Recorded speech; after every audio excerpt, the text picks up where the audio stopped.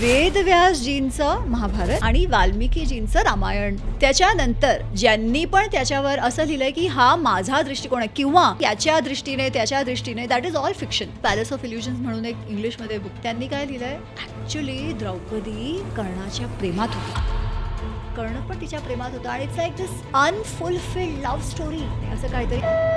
बऱ्याचशा गोष्टी ना त्यातल्या चमत्कारिक वाटतात, तर मला हे चमत्कार सहित कसं बघायचं मला कळत नाही महाभारताकडे. गांधारीच्या पोटातून मांसाचा गोळा निघतो, 101 पीसेस ते करतात, त्या घड्यात घालतात ज्याच्यात तूप आहे, टेम्परेचर कंट्रोल, लाईट कंट्रोल सगळं त्यांनी केलंय, जिथे अजिबात सूर्य लाईट पोहोचणार नाही.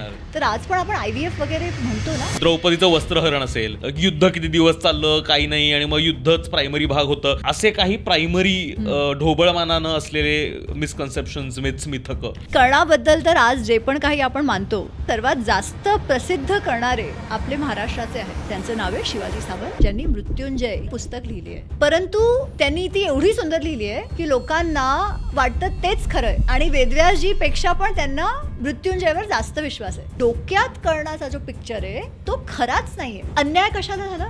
त्याच्या जातीमुळे. तुम्हाला माहिती आहे त्याची जाती कुठली होती? तो सूत होता. सूत म्हणजे ब्राह्मण माता आणि क्षत्रिय पिताची मिश्रित जाती.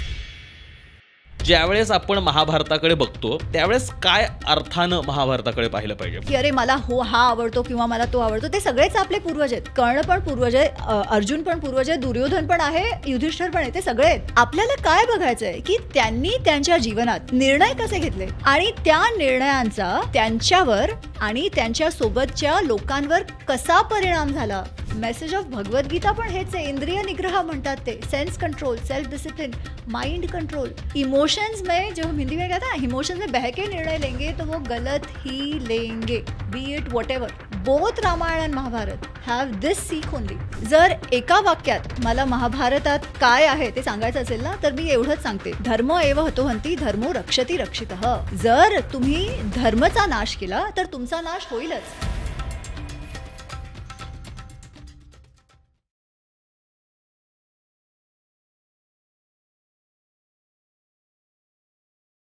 हाय हॅलो नमस्कार, तुमच्या सगळ्यांचं मनापासून खूप खूप स्वागत आहे कॉटन किंग प्रस्तुत द मुक्त मुक शो म्हणजेच स्टार्टच्या या नव्या कोऱ्या एपिसोडमध्ये. आपण लहानपणापासून म्हणजे एस्पेशली जे 90s किड आहेत त्यांना आठवत असेल की रविवारी सकाळी लवकर उठायचं, महाभारत, श्रीकृष्ण ह्या सगळ्या सिरियल्स बघायच्या. आणि खरं तर आपलं महाभारतासोबतचं जे इंट्रोडक्शन आहे ते त्याच सिरियल्समधनं झालं, कारण का अर्थात शाळांमध्ये ते काही आपण शिकलो नाही, पण ते त्या सिरियल्समधनं कुठेतरी कथांमधून पाठांमधनं आपण एकमेकाकडनं ऐकायचो, आजी आजोबा स्टोरीज सांगायचे. पण नक्की महाभारत त्याकडे काय पद्धतीने बघायचं, ते त्यातले ते चमत्कार दिसतात, ते कुठेतरी पटायला जड जातं. महाभारत म्हटलं की काहीतरी एवढं कॉम्प्लेक्स काहीतरी समोर येतं आणि मग भगवद्गीतेसारखा एक फिलॉसॉफिकल त्यातला अध्याय समोर येतो. पण नक्की त्याच्याकडे आजच्या दृष्टिकोनातनं काय पद्धतीने बघायचं हे कळत नाही. बऱ्याचदा आपल्याला त्या गोष्टी पटत नाहीत, त्या खऱ्या आहेत खोट्या आहेत, त्याच्या एवढी वेगळी आपल्याकडे रूपांतरं समोर दिसतात. तर मग कळत नाही की कुठल्या गोष्टींवरती विश्वास ठेवायचा, कारण प्रत्येकाचं इंटरप्रिटेशन वेगळं आहे. तर हे सगळं समजून घ्यायला आज आपल्यासोबत आहेत प्रख्यात लेखिका अमी गणात्राव मॅम. तुमचं खूप खूप स्वागत आहे. आमची खूप सारी पुस्तकं आहेत, महाभारत अनरॅव्हल्ड, रामायण अनरॅव्हल्ड, त्यातलं एक पुस्तक मराठीत पण आलं आहे. त्या इतिहास अभ्यासिका आहेत आणि ते गेले कित्येक वर्ष महाभारताचे अभ्यास करतायत आणि त्यातले जे काही मिथ्स आहेत, जी काही मिथकं आहेत ती डिबंक करण्याचा, ती उलगडून सांगण्याचा प्रयत्न करतायत. तर आम्ही खूप खुश आहोत, आमचा आवडीचा टॉपिक आहे. आणि सगळ्यात महत्त्वाची गोष्ट म्हणजे त्यांची मातृभाषा मराठी नाही आहेत, त्या गुजराती आहेत, त्या इंग्रजीमध्ये लिहितात, पण आज मराठी पॉडकास्टवरती आल्या. त्याच्यामुळे आम्हाला खूपच आनंद वाटतोय की तुमच्याकडनं आम्हाला महाभारताबद्दल ऐकायला मिळणार आहे. आणि एक महत्त्वाची सूचना तर ते म्हणजे जर तुम्हाला पावसाळ्यात बाहेर पडताना ही काळजी वाटत असेल, जर बाहेर पडलो आणि कपड्यांवर चिखल उडाला तर काय, तर त्यासाठी कॉटन किंगने आपली सोय केलेली आहे. कॉटन किंगचे कपडे विकत घेण्यासाठी तुम्ही खाली लिंकवर क्लिक करू शकता. त्यांनी अँटी स्टेन शर्ट्स आणि ट्राउझर्सचं कलेक्शन आपल्यासाठी आणलेलं आहे. तर खूपच जवळचा वाटणारा, कारण आपण जसं शार्दूल म्हणाला, आमच्यासाठीचं तर लहानपण, रविवार हे ते सिरियल्स बघणं आणि मग काही बरीचशी मायथॉलॉजी फिक्शन या स्वरूपातली जी पुस्तकं आहेत, कारण मराठीमध्ये या पद्धतीची पुस्तकं बरीचशी आहेत जी पुराण कथांवरती आधारित आहेत आणि त्या कुठल्या कुठल्या पात्रांवरती आधारित आहेत आणि त्याच्यावरती कथा लिहिल्या गेल्यात, तर त्या कथा वाचलेल्या आहेत. तर मला खरं तर पहिला प्रश्न हाच विचारायचा ज्यावेळेस आपण महाभारताकडे बघतो. एक तर खूप मोठी विस्तृत गोष्ट आहे, म्हणजे आजच्या भाषेत बघायला गेलं तर इतके कॅरेक्टर्स येतात आणि प्रत्येकाचं एक काहीतरी वेगळा रोल आहे आणि खूप वाटतं ते, म्हणजे ती अशी मल्टी सीझनची सिरीज वाटते. तर ज्यावेळेस आपण महाभारताकडे बघतो त्यावेळेस काय अर्थानं महाभारताकडे पाहिलं पाहिजे? म्हणजे आपण त्याला मायथॉलॉजी समजलं पाहिजे, त्या पुराणकथा समजलं पाहिजे, की तो इतिहास आहे आपला या अर्थाने पाहिलं पाहिजे, आणि एकतर हे सगळं समजून घेताना आत्ता ते का महत्त्वाचं आहे समजून घेणं. तू खूप सुंदर प्रश्न विचारलाय, पण त्याच्या आधी मला तुम्हाला विचारायचं आहे, ही दोघं एवढी शांत सौम्य अशी दिसत होती, त्यांचा आवाज पण असा होता आणि कॅमेरा रोल झाला आणि दे आर डिफरंट.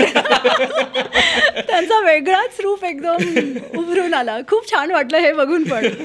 तर आणि हो, मला मराठी लहानपणापासूनच मला खूप आवड आहे भाषेची. श्यामची आई वगैरे आम्ही खूप वाचले लहानपणी. आता खूप वर्षांनी मी बाहेर पण होते, त्याच्यामुळे सवय थोडीशी गेली आहे, त्याच्यामुळे थोडंसं अडखडणं होतं, तर प्लीज डोंट माइंड. खूप सुंदर प्रश्नांनी तू सुरुवात केली आहेस. महाभारत जेव्हा आपण पाहतो ना, आणि तुमच्यासारखाच माझा संबंध महाभारताशी टी व्हीमुळेच झाला. B.R. चोपडांची महाभारत. सकाळी 9 वाजता एकदम आंघोळ करून बसायचं सगळे की ते सुरू होणारे सिरियल. त्याच्यानंतर काय झालं की खूप सारे प्रश्न यायला लागले की धर्म काय, अधर्म काय, महाभारत काय आहे, इज इट जस्ट जेता इतिहास लिहितात म्हणून पांडव चांगले, कौरव वाईट, हे सगळं काय सुरू आहे? हे सगळं माझ्या मनात पण होतं आणि मला पण एवढं काही माहीत नव्हतं की महाभारत कसं बघायचं. जनरली काय असतं, आपण काही बघतो आणि आपलं वाटतं अरे त्यांनी हे बरोबर केलं, त्यांनी हे खोटं केलं, team Arjun, team Karna, team वोडेवर, असं सगळं this is usually how we see it, right. आणि आता तर असं झालं आहे की लोकांना एका पात्राशी एवढी सहानुभूती होऊन जाते की त्याच्याबद्दल ते ऐकू शकत नाही, जसे स्वतःच्या मित्राबद्दल काही ऐकू शकत नाही, तसं झालं ते.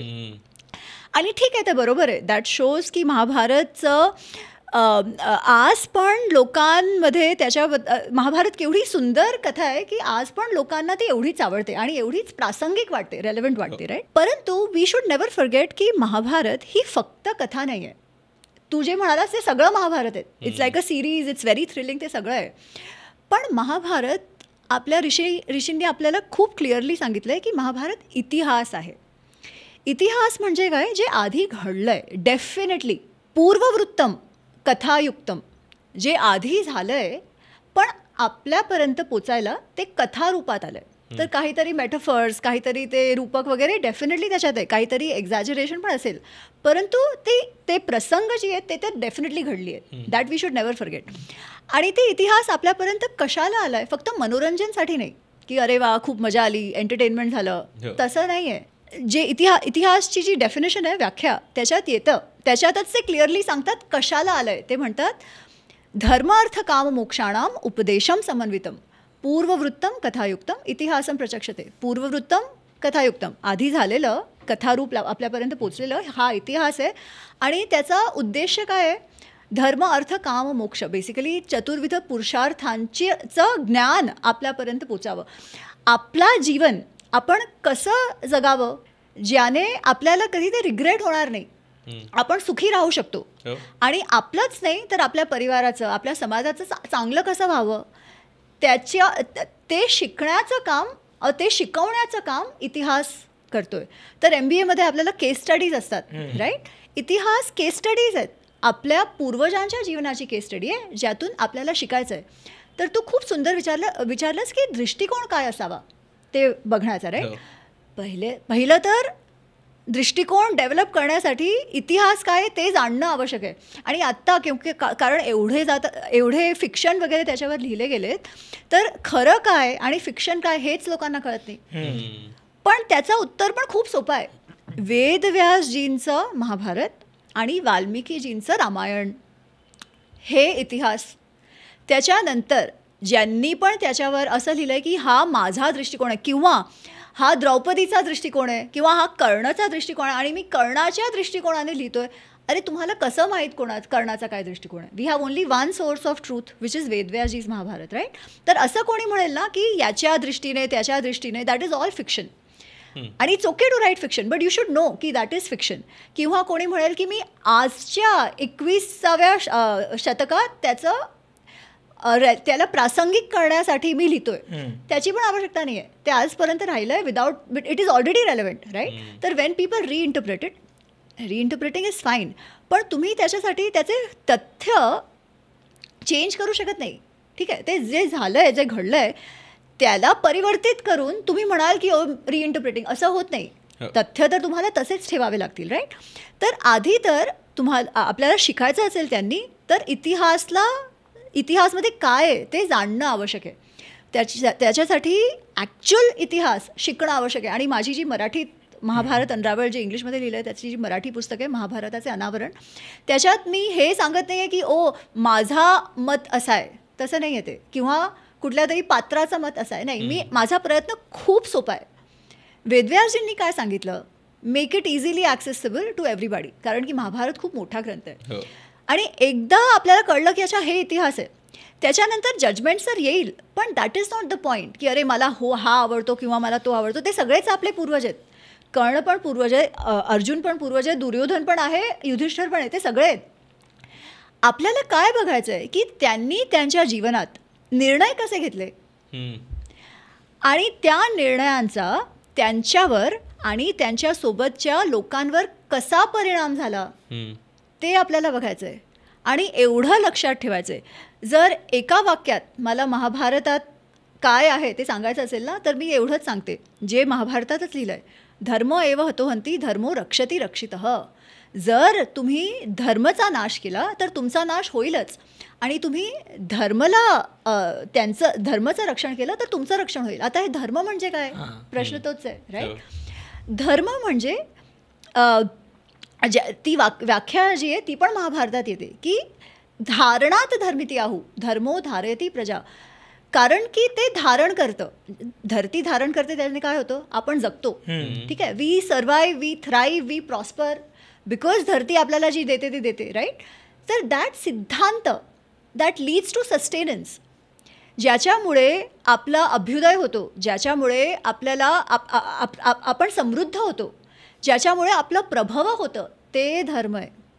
तर तसे सगळे ॲक्शन्स दॅट लीड टू प्रभव, फक्त आपलं नाही, नाहीतर तो माफिया जो आहे तो पण स्वतःचं तर प्रभव करतोच, तसं नाही, समाजाचं, ज्याच्यामुळे समाज शुड कंटिन्यू, ते सस्टेनन्स आवश्यक आहे, राईट.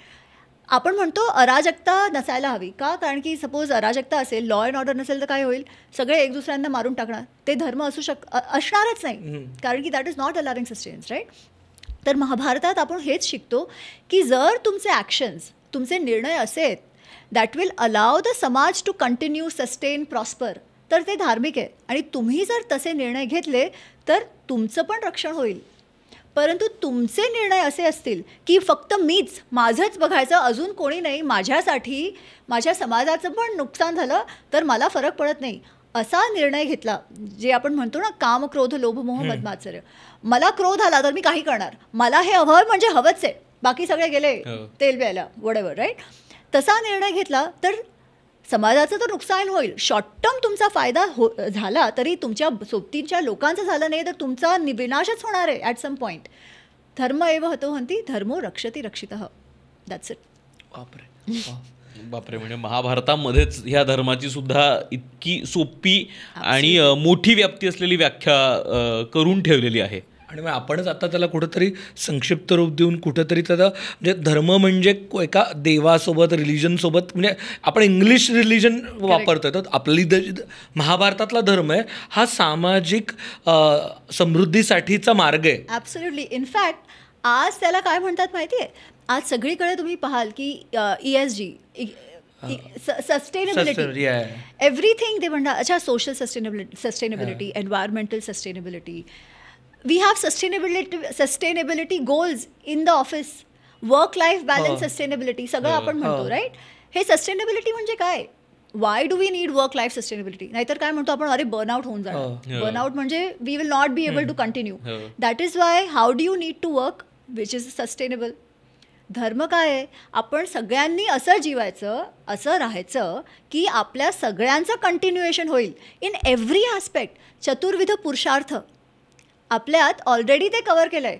सोशल, एन्व्हायरमेंटल, पर्सनल सगळं. धर्म, अर्थ, काम, मोक्ष. Earth is professional, right. पैसा हवा आहे.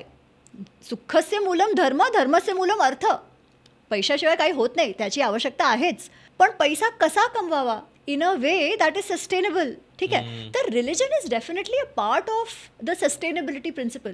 का? कारण की that allows us to live properly, live happily. श्रद्धा महत्त्वपूर्ण असते, तर religion is also important. But religion is not dharma, religion is a subset of dharma. बापरे, व्हेरी इंटरेस्टिंग. आता ओंकारने जे विचारलं त्याच्यातच मला थोडंसं पुढं जायचं आहे खरं तर, की जेव्हा आपण महाभारताकडे बघतो आणि मी सुरुवातीला पण म्हटलं की बऱ्याचशा गोष्टी ना त्यातल्या चमत्कारिक वाटतात. मग त्यातनं मला रिलेव्हन्स घेताना म्हणजे अर्जुनाचं ते फोकस असणं किंवा धृतराष्ट्राचं त्याच्या गोष्टींवरती एक ठाम असणं, ह्या सगळ्या गोष्टी मला आत्ता घेताना मग त्यात चमत्कार येतात आणि म्हणतात ते नाही, ते त्यावेळेला ठीक आहे, आत्ता नाही ते रिलेव्हंट, असं कुठंतरी होतं. तर मला हे चमत्कार सहित कसं बघायचं मला कळत नाही महाभारताकडे. मी जी व्याख्या सांगितली, म्हणजे मी तर काय ती व्याख्या आहे जे मी सांगितली, पूर्ववृत्तम कथायुक्तम. ठीक आहे. आधी ना सगळं ओरल, मौखिक ट्रेडिशन असायचं आणि त्यानेच सगळं ज्ञान लोकांपर्यंत पोचायचं. तर लोकांपर्यंत ते ज्ञान जेव्हा पोचणार तेव्हा you want to make it entertaining, right. आत्ता पण वेन वी टॉक अबाउट मुलांना कसं शिकवायचं, वॉट डू वी से, त्याला एंटरटेनिंग बनवायला हवं. तर असं थोडंसं make it larger than life, ज्याच्यामुळे लोकांना वाटेल की अरे बापरे खरं काहीतरी आहे. तर त्याच्यामुळे, कारण की इट इज कथायुक्तम, त्याच्यात अशा गोष्टी आहेत जे थोडंसं एक्झॅजरेशन असेल, थोडेसे रूपक असेल, दॅट इज वन थिंग. तर we can very well ignore them. जे आपल्याला वाटेल की अरे असं होऊ शकत नाही, this is not scientifically possible, असं आपण म्हणतो ना. सायन्स आज तर हे होऊ शकत नाही, असं हे सगळं बकवास आहे, असं आपण म्हणतो. ठीक आहे, कीप इट असाइड, कारण की कथारूप आहे, दॅट इज वन. सेकंड, असं पण असू शकतं की आज आपल्याला माहीत नाही ते कसं आहे, तेव्हा काहीतरी झालं. सर आज माहीत नाही आहे, then also keep it aside, no need to justify. तिसरं, कितीतरी गोष्ट जे आपल्याला चमत्कार वाटतात ते त्याच्यात तसं नाहीच आहे.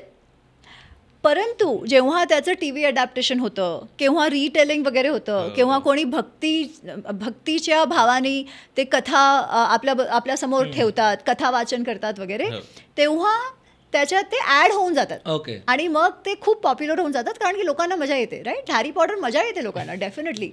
तर त्याच्यामुळे आपल्याला आज जेव्हा आपण खूप लॉजिकली, रॅशनली विचार करायला गेलो की वाटतं की अरे असं होऊ शकत नाही आणि हे झालं नाही तर काय इतिहास, दॅट इज जस्ट अ कथा, असं वाटतं आपल्याला. मी तुम्हाला एक्झाम्पल्स देते. जसं आपण म्हणतो की पांडव, जे कर्णाचा जन्म झाला किंवा पांडव झाले, ते देवता आले, त्यांनी काहीतरी मंत्र उच्चारण केलं, देवता आले आणि असा त्यांनी आशीर्वाद दिला आणि फटक करून तो मूल जो बाळ आहे त्यांच्या हातात येऊन गेला, राईट. आणि आपल्याला असं कोणी जन्माला असं येतं का? असं होऊच शकत नाही, ऑब्व्हियसली असं होऊ शकत नाही. आणि महाभारतात पण असं लिहिलं नाही आहे. महाभारतात it is a normal process. ठीक आहे. अच्छा, दुसरं काय झालं आहे, कारण की आपली मोरॅलिटीज पण थोडीफार चेंज झाली आहे, तेव्हा अशा रीतीने ज्यांचा जन्म व्हायचा त्याचा एक प्रोसेस होता ज्याला नियोग असं म्हणायचे. ठीक आहे. नियोग म्हणजे काय की समजा एका यंग, तेव्हा तर खूप लवकर लोकांची मृत्यू व्हायची, राईट. मोर्टॅलिटी रेट खूप हाय होता. तर समजा कोणाचं तरी नवीन लग्न झालं आहे की आणि वाईफ ती खूप यंग आहे आणि तिच्या नवराचा वध झाला किंवा मृत्यू झाला त्याचं. तर आत्ता ह्या बाईचं काय, does she not have the right to have a child, right. किंवा जो पुरुष आहे तो नपुंसक आहे, इम्पॉर्टंट आहे, तर काय त्यांना बाळ जे जे जे मुलं व्हायचं, do they not have the right to have it? त्यांना काही अधिकार नाही आहे मुलाचं प्रेम जे काही आहे ते एक्सपिरियन्स करायला. तर तेव्हा काय असायचं की गृहस्थाश्रम म्हणजे the centre of it would be a child. आणि कशाला? Because again it's a sustainability principle, the धार्मिक सिद्धांत. लोकांना मुलंच झालं नाही तर समाज कसा कंटिन्यू होईल, राईट. तर हे जे काम संबंध आपण म्हणतो, म्हणून काम जे ते पण पुरुषार्थ आहे, कारण की नाहीतर उत्पत्ती होणार नाही. तर दॅट इज ऑल्सो इम्पॉर्टंट. तर आता गृहस्थाश्रमचं कॉर्नर स्टोन मूल आहेत. तर हाऊ डू यू एन्श्योर की जे ते पती पत्नी आहेत त्यांना come what may they should have the right to have a child. बरोबर. त्याच्यामुळे ही नियोग पद्धती होती. पण त्याच्यात रूल्स होते. तर त्याच्यात काय की सपोज जो पुरुष आहे, जो पती आहे, तो प्रोक्रिएट करू शकत नाही, वॉटेवर वो इम्पॉर्टंट आहे, तर आणि त्याला असं हवं असेल की मला मूल हवं आहे, तर त्याची परवानगी नाही, त्यांनी परवानगी दिली आणि स्त्रीची पण परवानगी असेल तर दुसऱ्या कुठल्या पुरुषाला इन्व्हाइट करून जस्ट फॉर कन्सिविंग. ओके. असं खूप मजा एक्स्ट्रा मॅरिटल तसं नाही. This is with the permission of the husband. त्यांना बोलवून फक्त कन्सेप्शनपर्यंतचा संबंध आणि मूल झालं की तो जायचा, त्याचा काही अधिकार नाही मुलांवर. मुलांचा पिता कोण, तर ह्या स्त्रीचा पती, नवरा, तेवढंच. दॅट इज नियोग. आता सपोज जो पुरुष आहे त्याची मृत्यू झाली आहे, तर त्या स्त्रीच्या संमतीने आणि त्याच्या परिवाराच्या संमतीने दे कुड कॉल समबडी की नियोगासाठी. आणि हे खूप नॉर्मल होतं. हे महाभारतात तर किती वेळा झालंय. म्हणजे आपण आता जे स्पर्म बँक मधनं घेतो तेव्हा ती टेक्नॉलॉजी नव्हती फक्त. एक्झॅक्टली. आता ते स्पर्म स्टोअर करतात, तेव्हा स्पर्म स्टोअर नाही, पण ज्यातून स्पर्म आलंय त्याला तुम्ही बोलवताय, तेवढा फक्त फरक आहे. आणि that was acceptable with in rules. तर त्याच्यात असं पण आहे की जेव्हा तो पुरुष येईल तर it is not for pleasure, right. काम संबंध, त्याचं मस्ती आसक्त होण्यासाठी नाही आहे. तर असं म्हणतात की त्याला त्याच्या शरीरावर पूर्ण तेल लावून यायचं किंवा घी लावून यायचं, so that you don't get attracted. आकर्षण व्हायला नको, पण the process should happen. You do it, फक्त तुमचा उद्देश मूल. So that was allowed. आणि दॅट इज वॉट कर्णचा जन्म किंवा पांडवाचा जन्म तसाच झाला आहे. त्याच्या आधी धृतराष्ट्र आणि पांडू आणि विदुर त्यांचा जन्म पण तसाच झाला ना. ते तर त्यांनी दाखवलंय, कारण की दे वॉन्ट टू एस्टॅब्लिश वेदव्यासजी. आणि वेदव्यासजी स्वतःच्या मुलांची कथा आपल्याला सांगतायत, राईट. तर जेव्हा लोक मला युजली विचारतात तर त्याचं उत्तर मी आताच देते. History is written by Victus. इतिहास तर जे ते लिहितात, त्याच्यामुळे आपण पांडवांना चांगले मानतो आणि कृष्णला देव मानतो.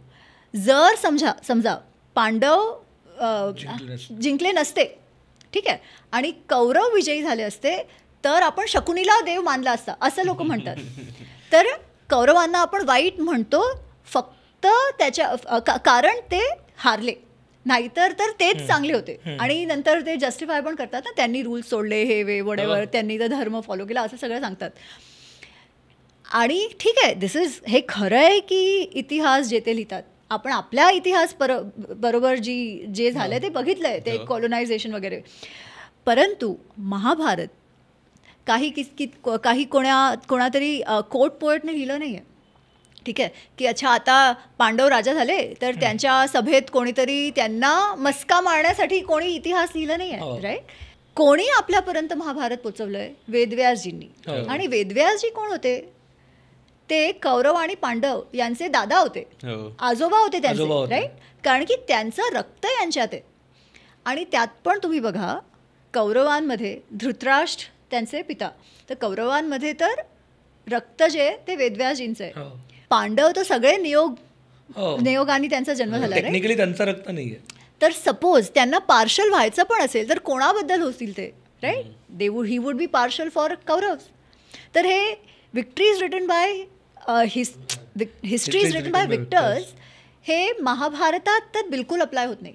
कारण की आणि परत ते कोर्ट पोएट असे नव्हते की राजाला मस्का मारायचा आहे, असा त्यांचा उद्देशच नव्हता. त्यांचा उद्देश होता की माझ्या मुलांचा इतिहास हे लोकांपर्यंत पोचावा, कारण की त्यांनी असं त्यांनी शिकावं, याने तो त्यांचा उद्देश होता.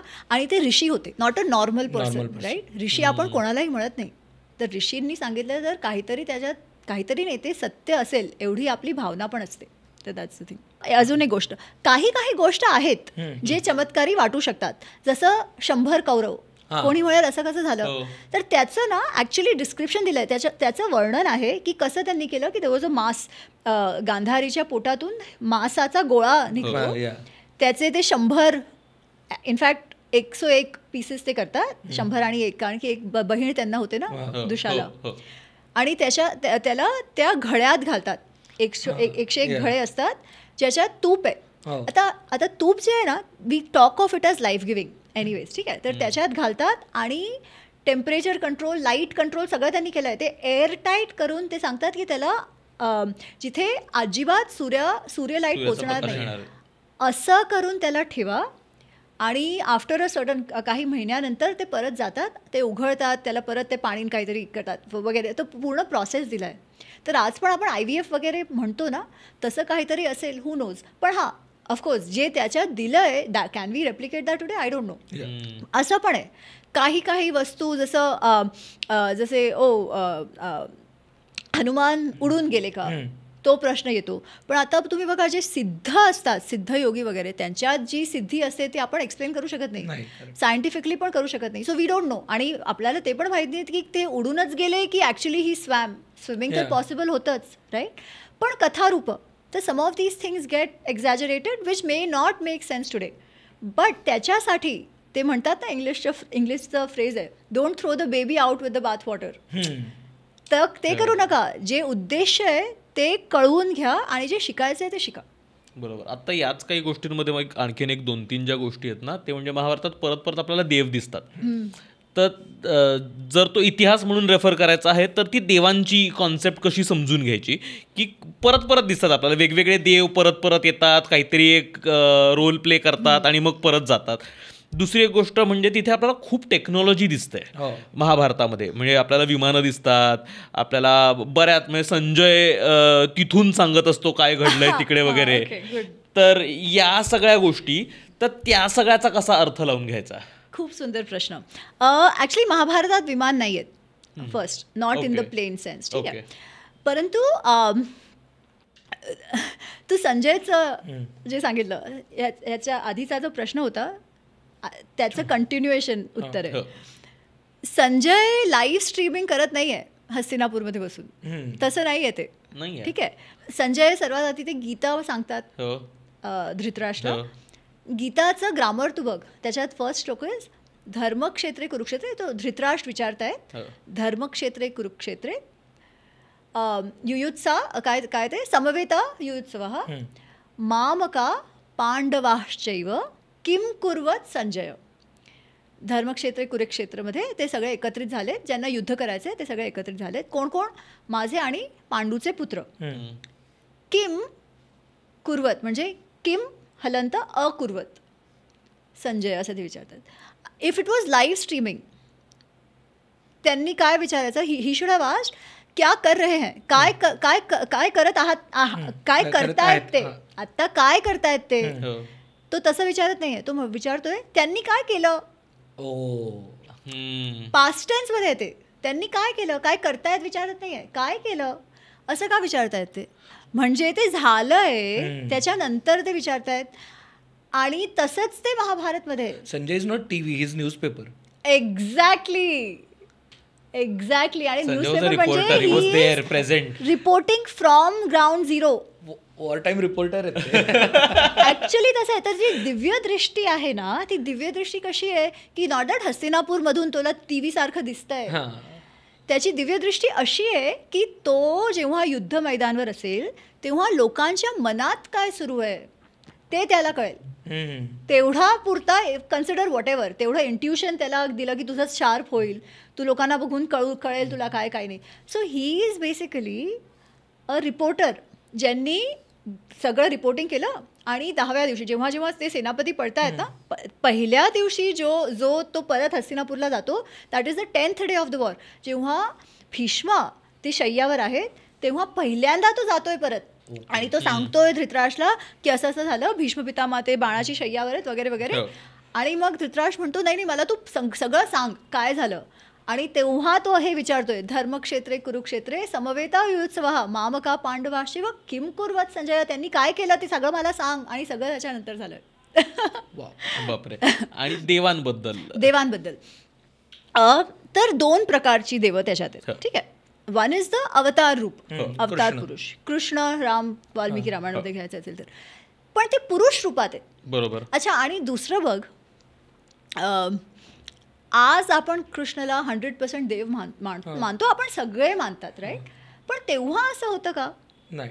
जर असं असतं तर कौरव मानले असते ना की अरे देव सांगतायत why should we go against. पण असं झालं नाही. ते तर सोडा, शिशुपाल काय करतोय, तो तर काहीतरी त्यांना अब्यूज करतोय लिटरली, राईट. आणि जेव्हा त्याला सांगण्यात आलं की अरे तू काय म्हणतोयस, त्यांनी बघ कशी किती किती काय काय कार्य केले, एवढे लहान होते, त्यांनी यांना हरवलं वगैरे वगैरे, तो म्हणतोय काय तुम्ही म्हणतायत, ती पूतना त्यांनी तर स्त्री हनन केलं असं म्हणतोय शिशुपाल. काय त्याला तुम्ही हे सगळं एवढं त्याला बरोबर होतं असं म्हणतो. हा, तर तुम्ही काय कौतुक करून ठेवलंय त्याचं असं. आणि खूप सारे आहेत जे असं मानतात, राईट. तर अच्छा, यादव त्यांना देव मानतात का ॲट दॅट पॉइंट? असं असतं तर would they have killed each other like that, right. तर त्यांना महान तर डेफिनेटली मानतायत आणि त्यांचं देवरूप पण खूप क्लिअरली महाभारत वेदव्यासजी तर सांगतातच आपल्याला की आहेच, ओके, की he is divine, he is greater than everybody else. पण ही स्टील इन पुरुष अवतार. ठीक आहे, आज पण आपल्यामध्ये कोणी खूप चांगलं असलं तर आपण काय म्हणतो, अरे देवरूप आहे तो मनुष्य, राईट, देवासारखा माणूस आहे, देवासारखा माणूस आहे, एक्झॅक्टली. आणि किती तर आपण बघा, कितीतरी आपण म्हणतो after they pass away or when they become big saints, त्यांना आपण भगवानसारखं त्यांची पूजा पण करतो. हे किती सारे संत तसे झाले, राईट. तर that is one aspect of Dev, who is living Dev at that time. पुरुष अवतार ज्यांच्यावर प्रकृतीचे सारे नियम अप्लाय होत आहेत. Not too difficult to believe, right. तसं तर असू शकतं.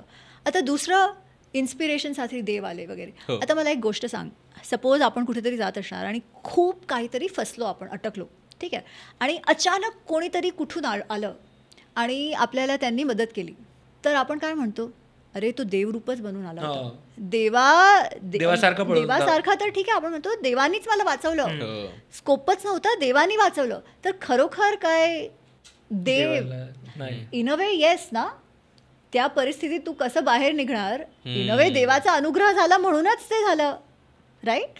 आता त्याला तू सपोज गोष्ट लिहित असेल तर त्याला सांगितलं, अरे ते देव येऊन मला गणपतीच दिसले आणि नंतर तर गणपतीच आले, राईट.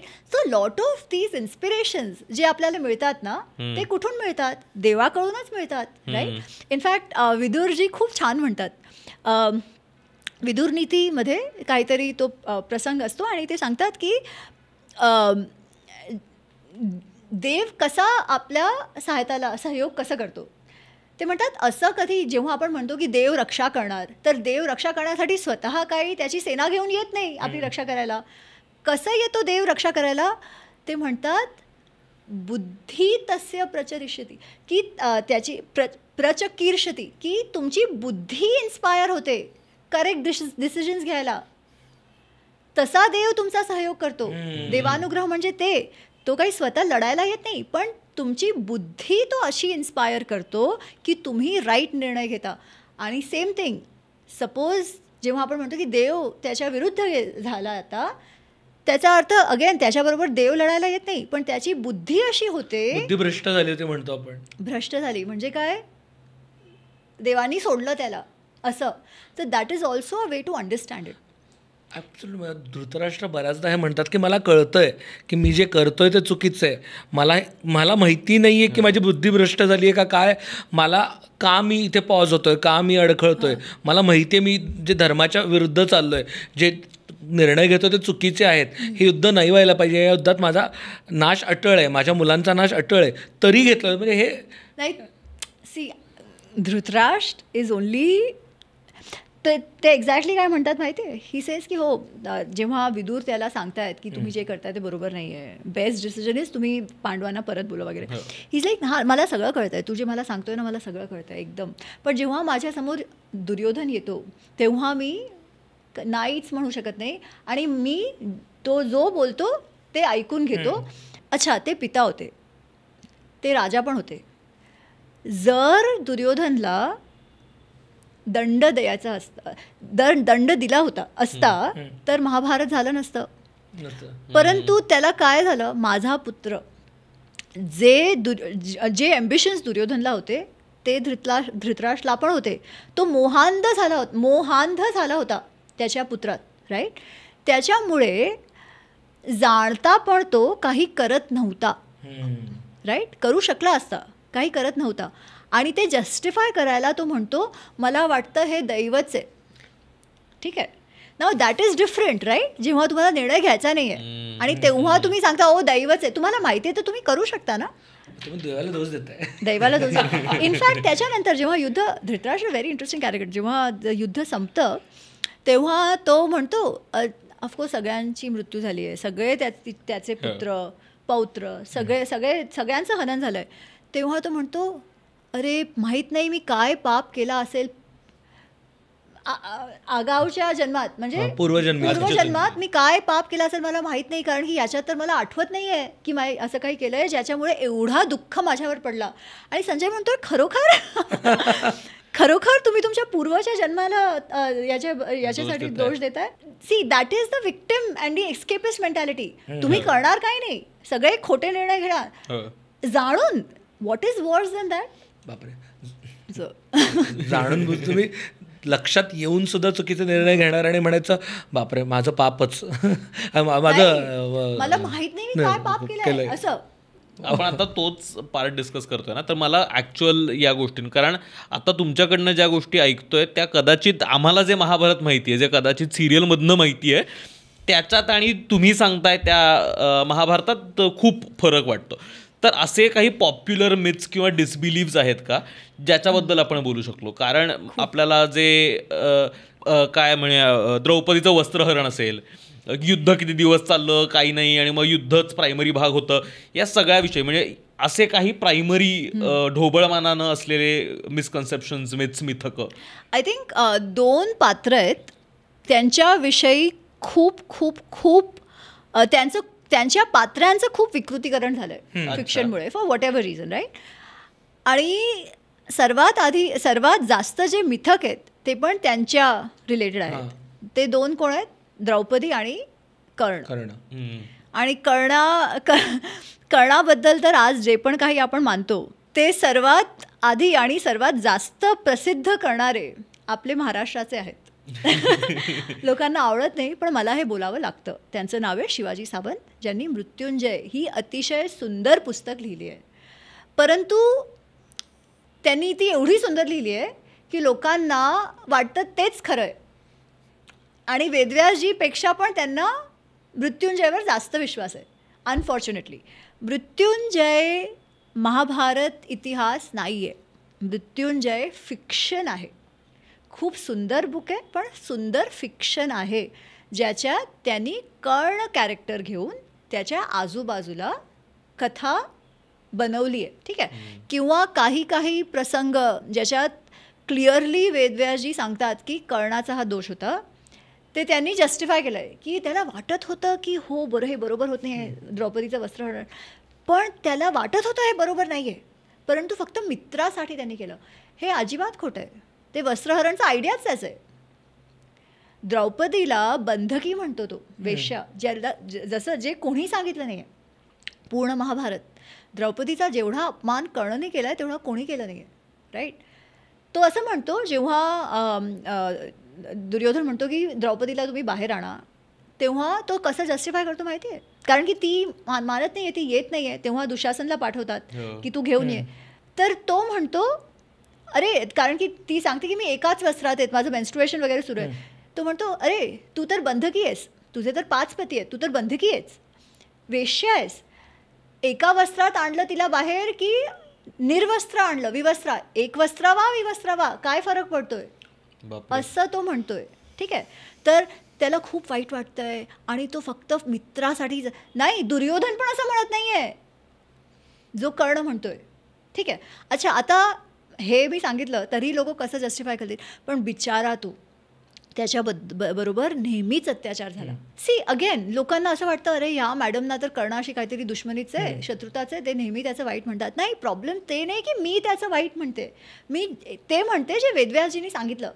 तुम्हाला वाईट वाटतंय कारण की तुमच्या डोक्यात कर्णाचा जो पिक्चर आहे तो खराच नाही आहे. आणि जी सहानुभूती तुम्हाला वाटते ते कशाला वाटते? कारण की त्याच्याबरोबर खूप अन्याय झाला. आता अन्याय कशाला झाला? त्याच्या जातीमुळे. बिचारा, राईट. तुम्हाला माहिती आहे त्याची जाती कुठली होती? तो जो आपण समजतो ती त्याची जाती नाही आहे, तो सूत होता. आणि आपल्याला वाटतं सूत म्हणजे अरे बापरे काहीतरी खूप प्रताडित जाती आहे. तसं नाही आहे. सूत म्हणजे ब्राह्मण माता आणि क्षत्रिय पिताची मिश्रित जाती. त्यांना तर वेद अभ्यासाचा पण अधिकार होता. ठीक आहे. इट वॉज जसं आपण क्षत्रिय बंधू किंवा ब्राह्मण बंधू असं म्हणतो, तर क्षत्रिय बंधू जाती आहे ती.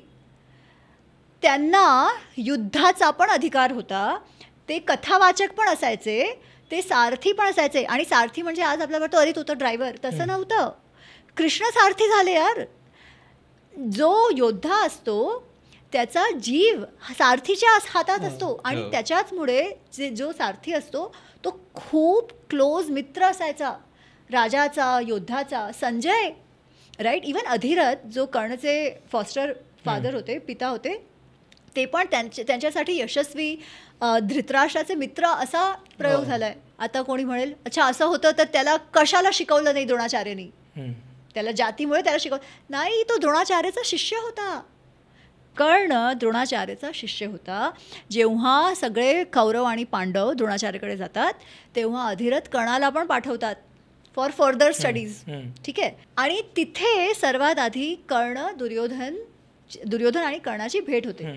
आता दुर्योधनला तर तसंच पांडव आवडत नव्हते आणि कर्ण जो होता त्याला नेहमी अर्जुनबद्दल वाटायचं की त्याला वाटायचं की मी अर्जुनपेक्षा चांगला आहे. आणि ते प्रूव्ह कसं करणार, मी त्याला हरवलं तर. आता हरवणार कसं, माझ्याकडे ब्रह्मास्त्र आलं तर मी त्याला हरवू शकतो. कारण की आणि अर्जुन लहान होता त्याच्यापासून, पहिली गोष्ट. आणि त्याला काही लोकांशी काही लेणं देणंच नव्हतं. अर्जुन फक्त स्वतःच्या अभ्यास. तो लहान अर्जुन. इनफॅक्ट माझी जी नवीन पुस्तक येते दॅट इज फॉर चिल्ड्रन, 3 ते 8 वर्षासाठी वय ग्रुपमध्ये. आणि ती इलस्ट्रेटेड बुक आहे ज्याचं नाव आहे माय फ्रेंड अर्जुन. आणि त्याच्यात अर्जुनची इतिहासची कथा आहे, पण मी त्याचं ट्विस्ट असं केलं आहे की कृष्ण सांगतायत त्याच्याबद्दल.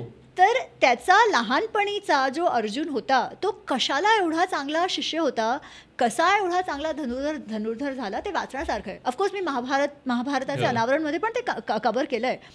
त्याला काही फरकच पडत नव्हता बाजूला कोण आहे, कोण माझ्याशी कॉम्पिटिशन करते, नाही, तो स्वतःच्या कामात असायचा.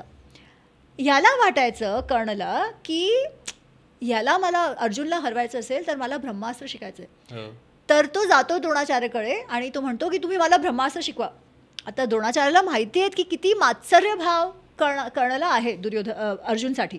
तर ते म्हणतात तुला मी ब्रह्मास्त्र शिकवणार नाही. आणि त्यांनी अर्जुनला पण ब्रह्मास्त्र शिकवलं नाही आहे. त्यांनी नंतर सगळे टेस्ट घेऊन त्याला ब्रह्मशीर्ष दिलं आणि अश्वत्थामाला ब्रह्मास्त्र थोडंफार शिकवलं. त्याचं काय दुरुपयोग त्याने केला वी नो राईट. तर टू लर्न दीज अस्त्रज you needed to have some kind of skill set. आणि फक्त फिजिकल नाही तर मेंटल पण. तर ते कर्णाला शिकवत नाही म्हणून तो सोडून जातो. द्रोणाचार्य त्याला काढून टाकत नाही, द्रोणाचार्य त्याला नाही म्हणत नाही. कर्ण स्वतः जातो कारण तो म्हणतोय की तुम्ही मला शिकवणार नाही तर मी दुसरा गुरु शोधणार. आता द्रोणाचार्य काय म्हणतील की नाही इकडेच बसून राहा, असं कोणी म्हणेल का.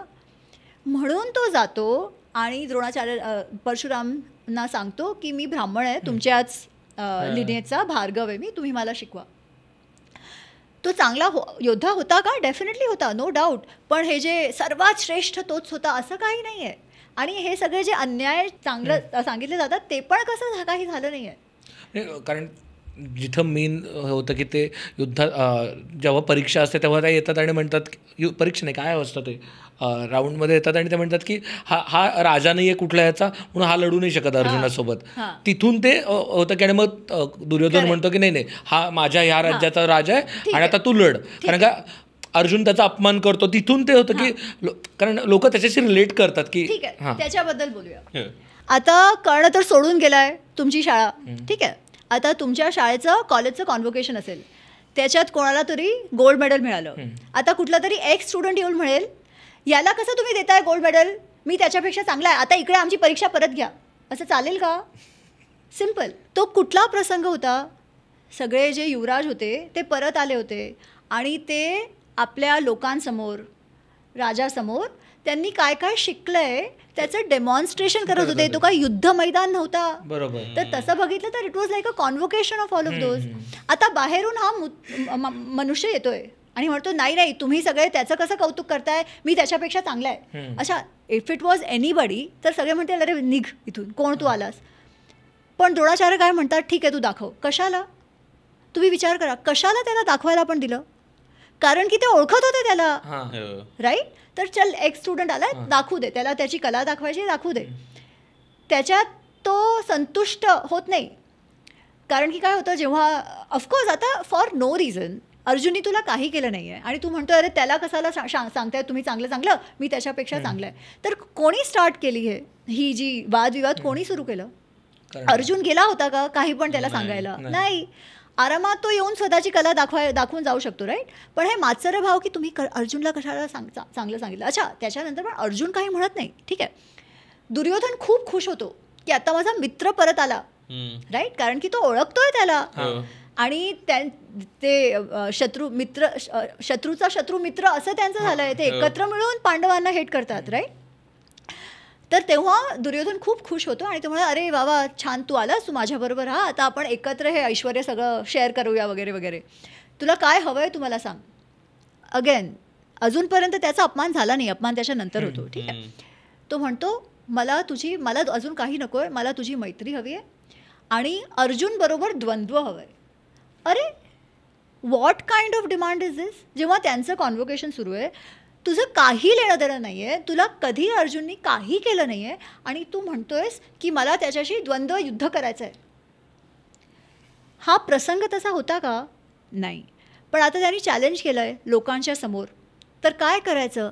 तर जे मोठे, अच्छा तेव्हा मग भीम खूप रागवतो की अरे तू कोण आलास? नाही, ते पण नंतर, त्याचा अपमान तर अजून नंतर होतं, तेव्हापर्यंत कोणी असं म्हणत नाही आहे. अर्जुन पण तयार होतो की ठीक आहे त्याला द्वंद्व करायचं आहे, मी करणार वगैरे. तेव्हा मग कृपाचार्य म्हणतात because they want to somehow avoid that, right. You don't want a युद्ध there, it was a happy occasion. तेव्हा कृपाचार्य म्हणतात की बघा, राजासोबत राजाच करू शकतो, क्षत्रियसोबत क्षत्रियच करू शकतो. आपण याला डिस्क्रिमिनेशन म्हणतोय. Now think about it from the other side. Suppose राजा किंवा क्षत्रिय, आता तेव्हा बघितलं तर क्षत्रिय मोर ऑफन दॅन नॉट युद्ध शिकणारच होते, पण बाकी कुठल्या तरी जातीचे ते स्वतःचं काम करतील ना. इवन सूत जे होते त्याच्यात खूप सारे योद्धा होते. कीचक वॉज अ सूतपुत्र. कितीतरी राज्य होते जे सूतांचे राज्य होते, ठीक आहे. Which one of them was Angadesh. क्षत्रिय तर सगळे युद्धकला शिकतात. आता ते जाऊन कोणालाही चॅलेंज करत बसतील की अरे तू माझ्याशी लढ, मला तू आवडला नाहीस, माझ्याशी लढ, काय होणार? Sir this rule is to protect the others, to limit the Kshatriyas, की बाबा तुम्ही कोणावरही जाऊन असं चॅलेंज करू शकत नाही, right. Similarly now in this case that was a good choice he had to say की बाबा तू सांग तू कोण आहेस, तू क्षत्रिय आहेस का? आता त्यांना माहीत नाही आहे का? त्यांना माहीत आहे, कारण की द्रोणाचार्याचा शिष्य आहे तो, राईट. अधिरथचा मुलगा, तर मे बी त्यांना that time Kripacharya may not know की हा कोण आलाय, मोठा मुलगा होऊन येतोय वगैरे वॉटेवर. तेव्हा अधिरथ येतात, तेव्हाच सगळ्यांना कळतं की अच्छा हा अधिरथ सूत जे त्याचा मुलगा आहे. पण अधिरथ काही असं अशा काही गरिबीमध्ये मोठे झाले असं काही नाही आहे. They are very well of, okay. तर ते येतात, तेव्हा भीम बघतो की अरे हा काय दाखवत आला आहे, हा तर सुताचा मुलगा आहे, आणि तेव्हा तो त्याचा अपमान करतो. पण त्या परिस्थितीत पोचले कसे? तुम्ही कोणाचा तरी अपमान केला तर लोक करतीलच ना तुमचा अपमान. असं काही वन वे तर असू शकत नाही ना, मी काही करणार, लोकांनी मला काही सांगायचं नाही, असं होणार नाही. ऑब्व्हियसली सूत मिश्रित जाती होती, ज्याला कास्ट टँगिंग आजही करतात. ज्याला म्हणायचं तो म्हणेल अरे बट तू काय आलायस आम्हाला हे करायला. तेव्हा भीम करतोय as a reaction, remember, not to start, because कर्णाची तिथे काही गरजच नव्हती. अच्छा ठीक आहे, तेवढं झालं, तो त्याचा अपमान करतो. जेव्हा मग दुर्योधन म्हणतोय की मी त्याला राजा, तो पण अजूनच परत आला होता ना, तेव्हाच परत आला होता, मी त्याला अंगदेशचा राजा बनवतो. कशाला? बिकॉज अंगदेश इज अ सुतांचा देश आणि it was a feudal country of under Hastinapur, ठीक आहे, म्हणून त्याला बनवून दिलं. कोणी कसं काही म्हणत नाही आहे. सुतांबरोबर एवढा अपमान अन्याय होत असेल तर कोणीतरी ऑब्जेक्शन घेतलं असायला हवं ना, की अरे असं कसं. भीष्मा, कृपाचार्य कोणीतरी म्हणायला हवं की असं कसं तो देतोय त्यांना राज्य, तो लायक नाही, अधिकारी काहीतरी सांगितलं असेल, का कोणी ऑब्जेक्ट करत नाही? त्याचा अर्थ काय? If it was so wild की Duryodhan had done something so wild, तर कोणीतरी ऑब्जेक्ट करणार कधीतरी. पूर्ण महाभारतात कोणीही ऑब्जेक्शन घेत नाही त्या बाबतीला की ह्याला कसा तू राजा बनवला, आम्ही तुझ्याबरोबर संबंध कापून ठेवूया. असं झालंय ना, आत्ताही आपण बघतो इंटरकास्टमध्ये कोणी लग्न केलं तर घरवाले काय करतात, तुला डिसोन करतो आम्ही, असं काहीतरी झालं असतं. If it was so wild, what does it mean? It was not that big a deal. आणि जसं मी सांगितलं, कितीतरी सूत आहेत. कीचक, ही वॉज द सेनापती of Virat, he is a सूत. असं कसं? तर हे गोष्ट की त्याला शिकवलं नाही ते तर जाऊ दे, त्याचे जे नंतरचे जे भाऊ आहेत, त्याचे पुत्र वगैरे, ते सगळे योद्धा आहेत. आणि कुठल्या तरी हे सोनीपुत्र कर्णात काहीतरी दाखवलं आहे की त्याच्या भावांनी की मुलांनी काहीतरी वेद वाचला तर त्याच्या कानात काहीतरी त्यांनी लोहा घातला, लोखंड वगैरे घातलं. स्टुपिड. सूतांना ॲक्च्युली वेदाभ्यास अलाउड होतं because Suta is not what we think what it is. Anyways, तर हे जे सूताचं मिसअंडरस्टँडिंग झालं आहे आणि होल विक्टिमहूड जे कर्णावर थोपलं गेलं आहे ते सगळं फिक्शन आहे आणि इट्स अ ह्यूज फिक्शन. बापरे. Right, it's a huge fiction. दुसरं इज द्रौपदी. द्रौपदीला एकतर टी व्हीमध्ये आपण बघतो हा हा हा हा हा अंधे का पुत्र अंधा, आणि मग युधिष्ठिर तिला खूप काहीतरी ज्ञान देतो की कंट्रोल केलं नाही, तुझी जिव्हा तू कंट्रोल केली नाहीस वगैरे वगैरे. ते पण खोटं आहे. असं काही होत नाही. द्रौपदी अंधेचा पुत्र अंधा असं म्हणालीच नाही आहे. द्रौपदी काय कोणी म्हणालं नाही आहे महाभारतात. असं काही झालं नाही. तो पडतो. द्रौपदी तर नाहीच आहे. कोणीतरी हसतं त्याच्यावर. अरे आपण पण आज पडणार तर कोणीतरी हसणार. दुर्योधनला त्याचा राग नव्हता. दुर्योधनला जलसी होती की आम्ही जर त्यांना खांडव प्रस्थ दिलं जिथे काही नव्हतं, त्यांनी त्याला एवढं समृद्ध बनवलं, राजसूय यज्ञ केलं, एवढा भाव युधिष्ठिरला मिळतोय ते बघून तो जळून मरला. आणि त्याच्यामुळे त्याला हे सगळं परत घ्यायचं होतं, त्यांचा अपमान करायचं होतं आणि सगळं घडतं ते द्यूतक्रीडा वगैरे. द्रौपदी असं काही म्हटली नाही आहे. द्रौपदीचं कॅरेक्टर एवढं सुंदर आहे महाभारतात की विचारू नका. इनफॅक्ट त्याच्यानंतर ते दाखवतात ना की ती म्हणते की दुःशासनचं लहू तू रक्त घेऊन माझे केस धुतले नाहीस तेव्हापर्यंत मी केस सोडणार. तसं पण नाही आहे. हे रक्त बिझनेस, केस धुणे business is not there in Mahabharata. एक संस्कृत नाटक झालं त्याच्यानंतर वेणी समारंभ, त्याच्यात ही भूमिका आहे. त्याच्यात पण द्रौपदी म्हणत नाही आहे, भीम म्हणतोय की मी असं करणार. द्रौपदी त्याचं काही ती रिक्वेस्ट करत नाही की तू असं कर माझ्यासाठी, पण त्याचं नाट्य, दॅट इज अ नाट्य जे मग फिक्शन, राईट. ते असं ती एवढी ग्रेसफुल तिचा कॅरेक्टर आहे की विचारू नकोस. अच्छा, आणि त्याच्यानंतर अजून एक घोटाळा त्यांनी घालला आहे द्रौपदीला घेऊन. स्पेशली पॅलेस ऑफ इल्युजन्स म्हणून एक इंग्लिशमध्ये बुक आहे आणि खूप प्रसिद्ध झाली. जसं मृत्युंजय झालं किंवा रश्मीरथी झालं एवढ्या वर्षांआधी, लास्ट 15-20 वर्षात पॅलेस ऑफ इल्युजन झालंय. चित्रा बॅनर्जी त्यांनी काय लिहिलंय, ॲक्च्युली द्रौपदी कर्णाच्या प्रेमात होती. That's the worst thing. त्याचे नवरे तर असेच नपुंसक, तिला द्यूतवर हारून वगैरे जातात, पण कर्णसाठी तिने भले नाही सांगितलं लग्न करायला वगैरे, पण सॉफ्ट कॉर्नर तर कर्णासाठीच होता. कर्ण पण तिच्या प्रेमात होता. आणि it's like this unfulfilled love story. बिचारी बरोबर नेहमी अपमान होतो. ती ज्याला प्रेम करते तो पण जातीमुळे तिला भेटत नाही, असं काहीतरी बकवास तिने लिहिलं आहे. आणि मी तुम्हाला आत्ताच सांगितलं कर्णाने द्रौपदीला काय काय सांगितलं आहे, काय काय सांगितलं नाही आहे. सर्वात जास्त अपमानच द्रौपदीला कर्णाने केलं आहे. असा कुठलाही लव्ह अँगल ॲब्सोल्युटली झिरो महाभारतात काहीच नाही असं. There is no love angle. म्हणजे महाभारत फॅन्टसी आहे ही. ऑथर्सची फॅन्टसी आहे. इल्युजन आहे खरं आहे. मला आणि मी आत्ता द्रौपदीबद्दलच बोलतोय म्हणून वस्त्रहरणाबद्दलचं, कारण तो ज्या पद्धतीनं घडतं आणि मग काय कृष्ण येतो आणि मग तो तिला काय हवी तेवढी साडी देतो आणि मग ते वस्त्र थांबत नाही. आणि ॲक्च्युअल मग काही लोक म्हणतात की नाही ते वस्त्रहरण असं काही घडलंच नाही. तर वस्त्रहरण त्याच्याबद्दलचे काही मिथ्स आहेत का? वस्त्रहरण स्पेसिफिक एपिसोड ती एक गोष्ट आहे आणि द्रौपदीचा अपमान दुसरी गोष्ट आहे. द्रौपदीचा अपमान तर झालाच आहे. तिला केश खेचून आणण्याचा प्रसंग तर झालाच आहे. तिला बंधकी तर सांगण्यात आलंच आहे.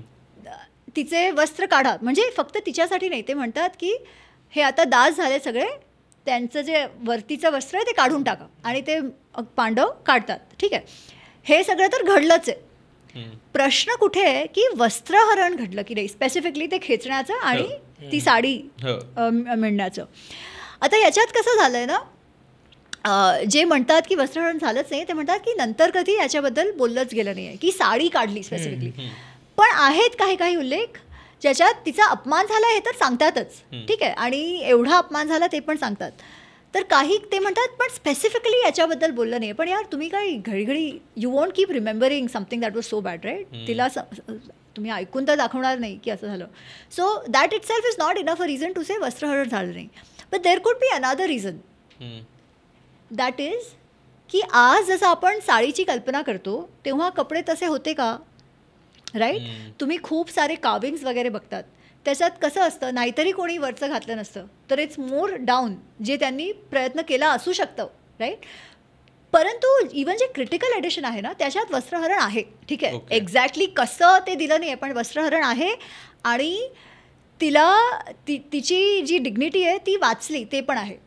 तर जे म्हणतायत की वस्त्रहरण नाही आहे ही त्यांची थिअरी असू शकते, पण we have no way to prove it, कारण की even critical edition has it, ठीक आहे. क्रिटिकल एडिशनमध्ये पण त्याचा उल्लेख आहे. तर द बिलीफ इज ते झालं. आता क्रिटिकल एडिशनमध्ये काय नाही आहे ते मी तुम्हाला सांगते, की कृष्ण असं तिला साडी पाठवतायत, कृष्ण असं नाही आहे. त्याच्यात कसं दिलं आहे की ती सरेंडर करते की हे सगळं आता माझा हरी बघेल, देव आता माझी रक्षा करणार. तेव्हा जी सरेंडर करते तेव्हा खूप असं काहीतरी घडतं, दिव्य घडतं, आणि तो दुःशासन करू शकत नाही जे त्याला करायचं आहे. स्पेसिफिकली कृष्ण बसून देत आहेत असं नाही आहे, ठीक आहे. तर काहीतरी घडलं आणि तिची डिग्निटी वाचली, तेवढं येत आहे. तिचा अपमान त्यांनी केला आणि खूप अपमान करण्याचा प्रयत्न केला, पण तिची डिग्निटी वाचली, तेवढं तर क्रिटिकल एडिशनमध्ये आहे.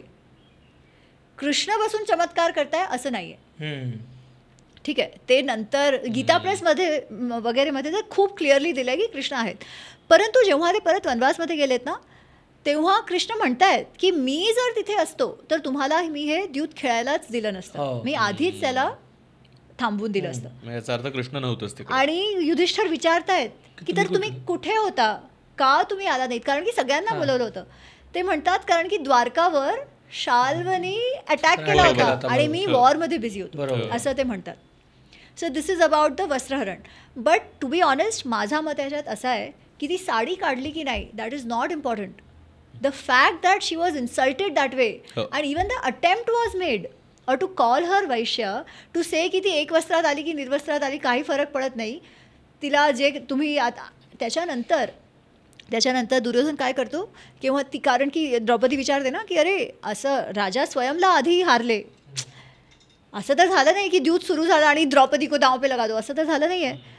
सगळं हारले युधिष्ठिर, स्वतःच्या भावांना पण ते हारले, स्वतःला पण हारले. कारण की कसं होतं ना, आत्ताच राजसूयज्ञ झाला होता, ते चक्रवर्ती झाले होते, त्यांचं सगळं जे समृद्धी एवढी वाढली होती आणि ते सगळं हारून गेले. वेर डू यू स्टॉप, असं होतं ना. तुम्हाला वाटतं अरे let me try one last.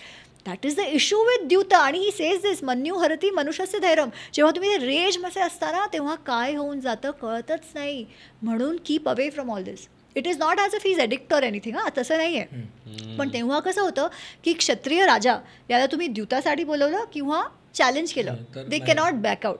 आणि तो एकटा खेळत होता असं तर नाही आहे, खूप राजा खेळत होतो. विराट नरेश आहे तो पण तो खेळतोय, राईट. तर by itself it wasn't bad आणि he wasn't an addict or anything जसं ते दाखवण्यात येतं. बट ॲज आय सेड, हां, तर त्याच्यानंतर वेन शी इज आस्किंग की अरे मी जिंकले गेले की नाही जिंकले गेले, जिताम वा अपि अजिताम वा, कारण की राजा तर स्वयंला हारून गेले तर मला कसं ते स्टेकवर लावतात.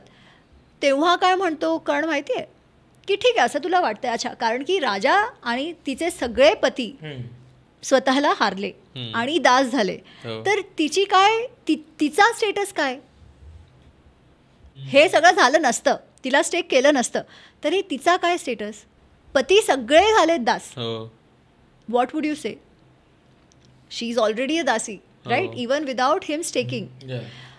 But when she is asking this की मी जिंकले गेले की नाही जिंकले गेले, तेव्हा तो काय म्हणतोय माहिती आहे कर्ण, तुला वाटतंय की तू जिंकली गेली नाहीस तर हे तुझे पतीच नाही आहेत. तू म्हणतेस की तुझ्यावर ते हारले तर तुझ्यावर त्याचा अधिकार नाही आहे असं तुला वाटतंय, तर ते रिलेशनच काही नाही आहे. तर पिक एनी अदर हजबंड, कुठल्या दुसऱ्या नवऱ्याला तू शोधून घे. आणि जेव्हा तो असं म्हणतो आणि तिच्यावर हसतो तेव्हा दुर्योधन काय करतो, ही फ्लॅशेस इज थाय, जांघ त्याची दाखवतो की काय म्हणतोय तू, तुझी भाभी आहे ती, तिला तू फ्लॅश करतोयस की तू इथे येऊन बस. इज दॅट नॉट अपमान enough? What does it matter वस्त्रहरण झालं की नाही झालं, right. It is one of those things which I think doesn't matter. तिचा अपमान खूपच झाला इवन विदाउट दॅट. मला ना आता तुम्ही बोलताना मगाशी जे बोललात त्याच्यावरती मला खूप इंटरेस्टिंग वाटलं की ज्या पद्धतीने गोष्टी घडल्यात, म्हणजे विपरीत काले विनाश बुद्धी म्हणतो आपण, म्हणजे द्यूत खेळताना तो त्यात वाहून जातो, म्हणजे लक्षात येत नाही, एवढा धर्मराज असून सुद्धा त्याच्याकडे लक्षात येत नाही. हे कुठेतरी मला आत्ताच्या काळात पण रिलेटेबल वाटतं, एक सामान्य माणूस म्हणून पण. सो मला महाभारतातून अशा कोणत्या लर्निंग्ज म्हणून मी घेऊ शकतो, कोणत्या शिकवणी आहेत ज्या अजूनही माझ्या आत्ताच्या रोजच्या मॉडर्न कॉम्प्लेक्सिटीजमध्ये रिलेव्हंट आहेत. कारण का अल्टिमेटली म्हणजे तसं मला रामायणाकडे बघताना असं होतं की हे खूपच आयडियलिस्टिक आहे, हे खूपच जास्त इतकं असं सेक्रेड आहे की यातलं मला काहीच वाटत नाही, हे सगळं दैवी वाटतं. पण महाभारतामध्ये तसं नाही, तर ते सगळं असं ब्लॅक अँड व्हाईट नाही, ते ग्रेमध्ये खेळतात, कॉम्प्लेक्सिटीज दिसतात त्याच्यात ज्या आत्ताच्या रिअल लाईफमध्ये आपल्याला दिसतात. ॲब्सोल्युटली. म्हणजे ते काय म्हणतात त्याला, चक्रव्यूहातनं आत जाणं म्हणजे कॉर्पोरेट ऑफिसमध्ये आत जाण्यासारखंच आहे, त्या आत गेलेलं बाहेर येता येत नाही, हा प्रॉब्लेम आहे. सो जोक्स असाईड, पण आत्ता ज्या गोष्टी घडत आहेत सामान्य माणसाच्या आयुष्यात, मॉडर्न गोष्टी, त्या सोडवायला मी महाभारतातनं काय शिकू शकतो किंवा महाभारतातनं काय बोध घेऊ शकतो. पण तू त्याचं उत्तर मी देते, पण तू एक रामायणबद्दल बोलला, so I have to say again, रामायणबद्दल आपल्याला असं वाटतं, आणि तुझं वाटणं एकदम बरोबर आहे. कशाला, ते पण टी व्हीमुळे आणि रामायणच्या रिटेलिंग्समुळे. वाल्मिकी रामायणमध्ये असं अजिबात नाही आहे. वाल्मिकी रामायणचे जे राम आहेत ते एवढे रिलेटेबल आहेत की विचारू नकोस. इनफॅक्ट मला कोणी विचारतं ना की मला एपिक्स वाचायचं आहे, मी काय सुरू करू ज्याने मला शिकायला पण मिळेल पर्सनल लाईफसाठी, मी सांगते आधी रामायण वाच. कारण की रामायणमध्ये इंडिव्हिज्युअल धर्मसंकट जे everyone is going through and the way it is solved, it is so beautiful. Again ते आयडियल एकदम ब्लॅक ऑर व्हाईट तसं रिटेलिंग्स आणि त्याच्यामुळे झालं आहे टी व्हीमुळे. वाल्मिकी रामायण तसं नाही आहे, अत्यंत सुंदर, प्रासंगिक आणि रिलेटेबल आहे. तर anyways that is one thing. Mahabharata तर आहेच, नो डाऊट, राईट, महाभारत तर आहेच आहे. आता जेव्हा तुमचा हे द्यूतच सुरू झालं तेव्हा when do you stop? See, आपल्याला इथे बसून ना जज करणं इझी आहे, पण ही जेवढी समृद्धी त्यांनी एकत्रित केली होती ते सगळं गेलं. Wien should he stop? त्याला तुम्ही म्हणाल की अच्छा राज्य गेलं तर सोडून द्या, तर ते जाणार कुठे? आणि that is the issue, right. Once you are in that trap ना, तेव्हा काही होत नाही, तेव्हा ते वो डुबते को तिनके का सहारा भी काफी आहे असं होऊन जातं. He got very desperate. Definitely, of course we would say की कसा तो झाला वगैरे, but how does he get out? In fact for better or worse, हा द्रौपदीचा प्रसंग झाला नसता तर महाभारतच नसतं, राईट. That was so wild that Dhritarashtra पण इव्हेंच्युअली तो म्हणाला नाही तू जाऊन दे, मी सगळं देतो परत, राईट. ते झालं नसतं तर, कारण की तेव्हापर्यंत कोणी काही बोलतच नव्हतं. ठीक आहे, हारले आणि दास ते सगळे झाले, मग काय झालं ना महाभारत पूर्ण, काही कळायचंच नाही. The bully had his way, he cheated his way. आणि कारण की राजा काही म्हणत नाहीये, कोणी पण काही म्हणत नव्हतं, विकर्ण आणि विदुरला सोडून, राईट. तर they were literally trapped. Yudhishthir was literally trapped. However, जे तू काय शिक्षा घ्यावी ते म्हणतोय ना, ते बघ दुर्योधन काय करतोय. दुर्योधनकडे कुठलीही कमी होती का? नाही. सगळं होतं. चांगला परिवार होता, चांगले मित्र होते, राज्य होतं, समृद्धी होती, कोश होतं, सगळं होतं. तरीही त्याने युद्ध करून काय केलं? स्वतःचा विनाश तर केलाच, स्वतःच्या पूर्ण लिनिएजचा नाश त्याने करून टाकला. का? एवढं काय प्रॉब्लेम होतं? कारण त्याला स्वतःपेक्षा पांडवांची दुर्गती व्हावी ते जास्त महत्त्वपूर्ण होतं. का? मात्सर्य भाव, जलसी. असं नव्हतं की त्याच्याशिवाय कोणालाही अक्कल नव्हती. सगळ्यांनी त्याला समजावण्याचा प्रयत्न केला की भाई हे करू नकोस, ते तुझ्यापेक्षा स्ट्रॉंग आहेत, तुमचा विनाश होणार. Except one, Karna is the one who kept saying. आपण म्हणतो का रे कर्ण त्याच्या मित्राबरोबर एंडपर्यंत राहिला. हो, राहिला. का? कारण की जेवढा युद्ध दुर्योधनला हवा होता तेवढाच कर्णाला पण हवा होता. त्याला अर्जुनाला दाखवून द्यायचं होतं. So they were both aligned. It was not as if तो त्याच्या मित्राबरोबर उभा होता. नाही, त्याने त्याला मित्राला ढकललं त्या युद्धामध्ये. कारण की बाकी सगळे तर युद्धाच्या विरुद्धच होते, राईट. तर त्याला सल्ला देणारे पण लोक होते जे चांगली सल्ला पण देत होते, तरी त्याने ऐकलं का? अहंकार. तर जेव्हा जेव्हा काम क्रोध लोभ मोह मद मात्सर्य, ज्याला कृष्ण षडरिपू म्हणतात, राईट. जेव्हा कुठलेही आपले निर्णय आपण तसं घेतो. अच्छा, सिम्पल, तू कॉर्पोरेटचं एक्झाम्पल दिलं. कित्येकदा असं होतं, व्हेरी व्हेरी सिम्पल, आपण कधीतरी कोणावर, आपण आपल्या कलिगवर आपण रागावलो, ठीक आहे, खूप आपल्याला राग आला आणि फटफट फटफट फटफट ईमेल आपण लिहितो आणि सेंड जाताच आपल्याला वाटतं अरे बापरे मी हे काय केलं, आणि we see the repercussion, right. तेव्हा आपल्याला वाटतं अरे जस्ट इफ मी 2 श्वास घेतले असते, रागवून रिॲक्ट केलं नसतं आणि रिस्पॉन्ड केलं असतं तर जास्त चांगलं असतं. हे रिॲक्ट करून मी माझंच नुकसान करून घेतलं, राईट. काय, क्रोध. तर जेव्हा असे आपण इम्पल्सिव्हली डिसिजन्स घेऊ, let's take a real example. हे दुर्योधन वृत्ती पाकिस्तानला काय आहे, जेव्हा इंडिपेंडन्स झालं तेव्हा पाकिस्तान इकॉनॉमिकली आपल्यापेक्षा जास्त चांगलं होतं 70s पर्यंत, राईट.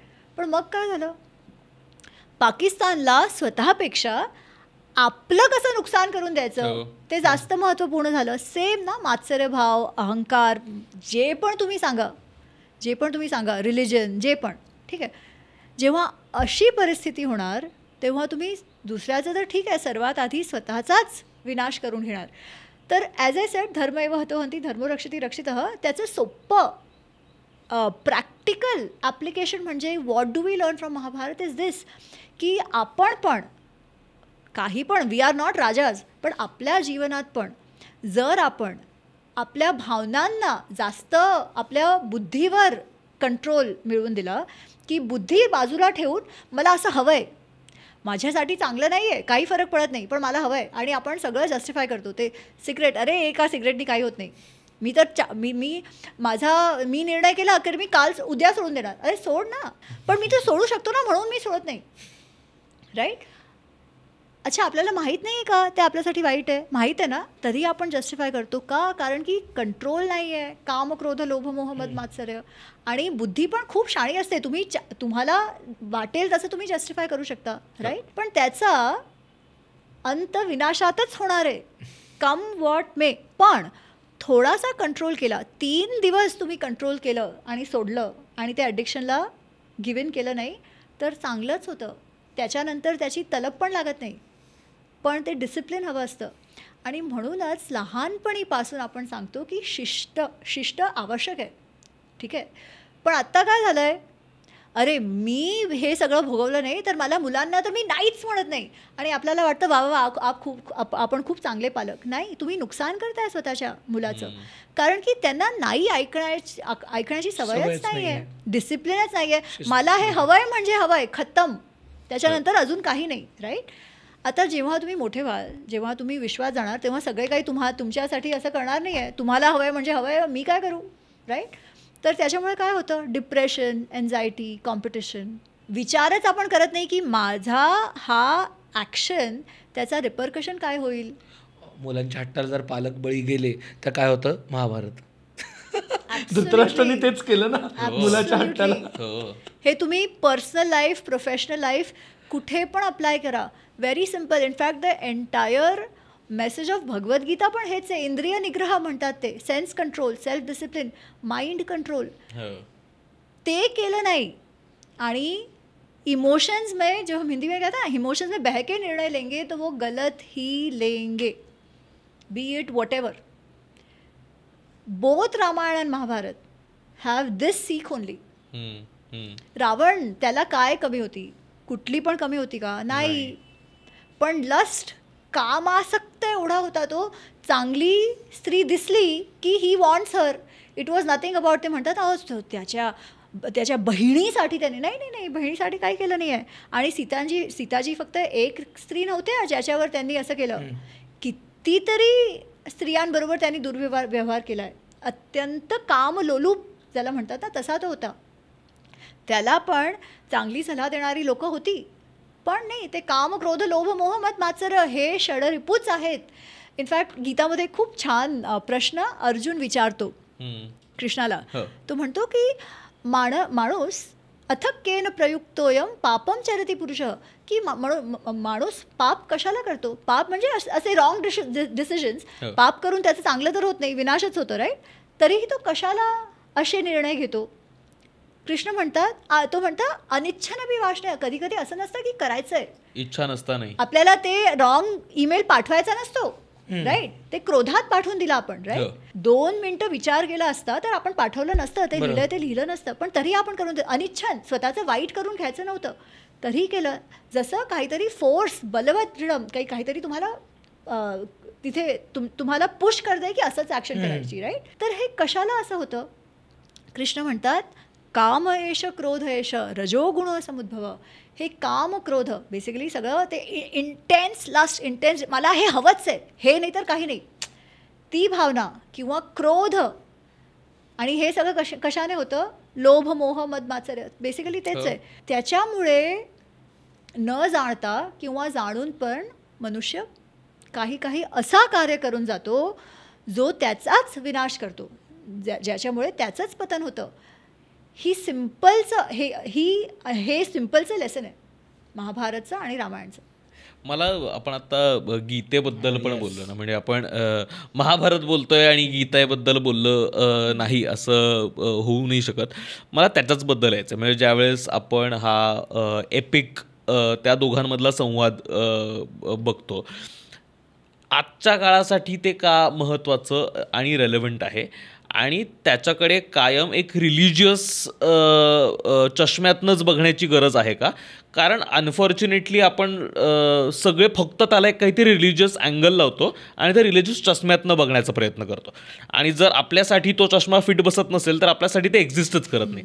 म्हणजे जर आपण त्याला इतिहास म्हणून त्या ग्रंथाकडे बघत असू आणि या सगळ्या गोष्टींकडे इतिहास म्हणून बघत असू, तर हा माझ्यासाठीचा चष्मा नाही म्हणून फेकून चालणार नाही ना. म्हणजे तो आपल्यासाठीच सगळ्यांसाठीच आहे.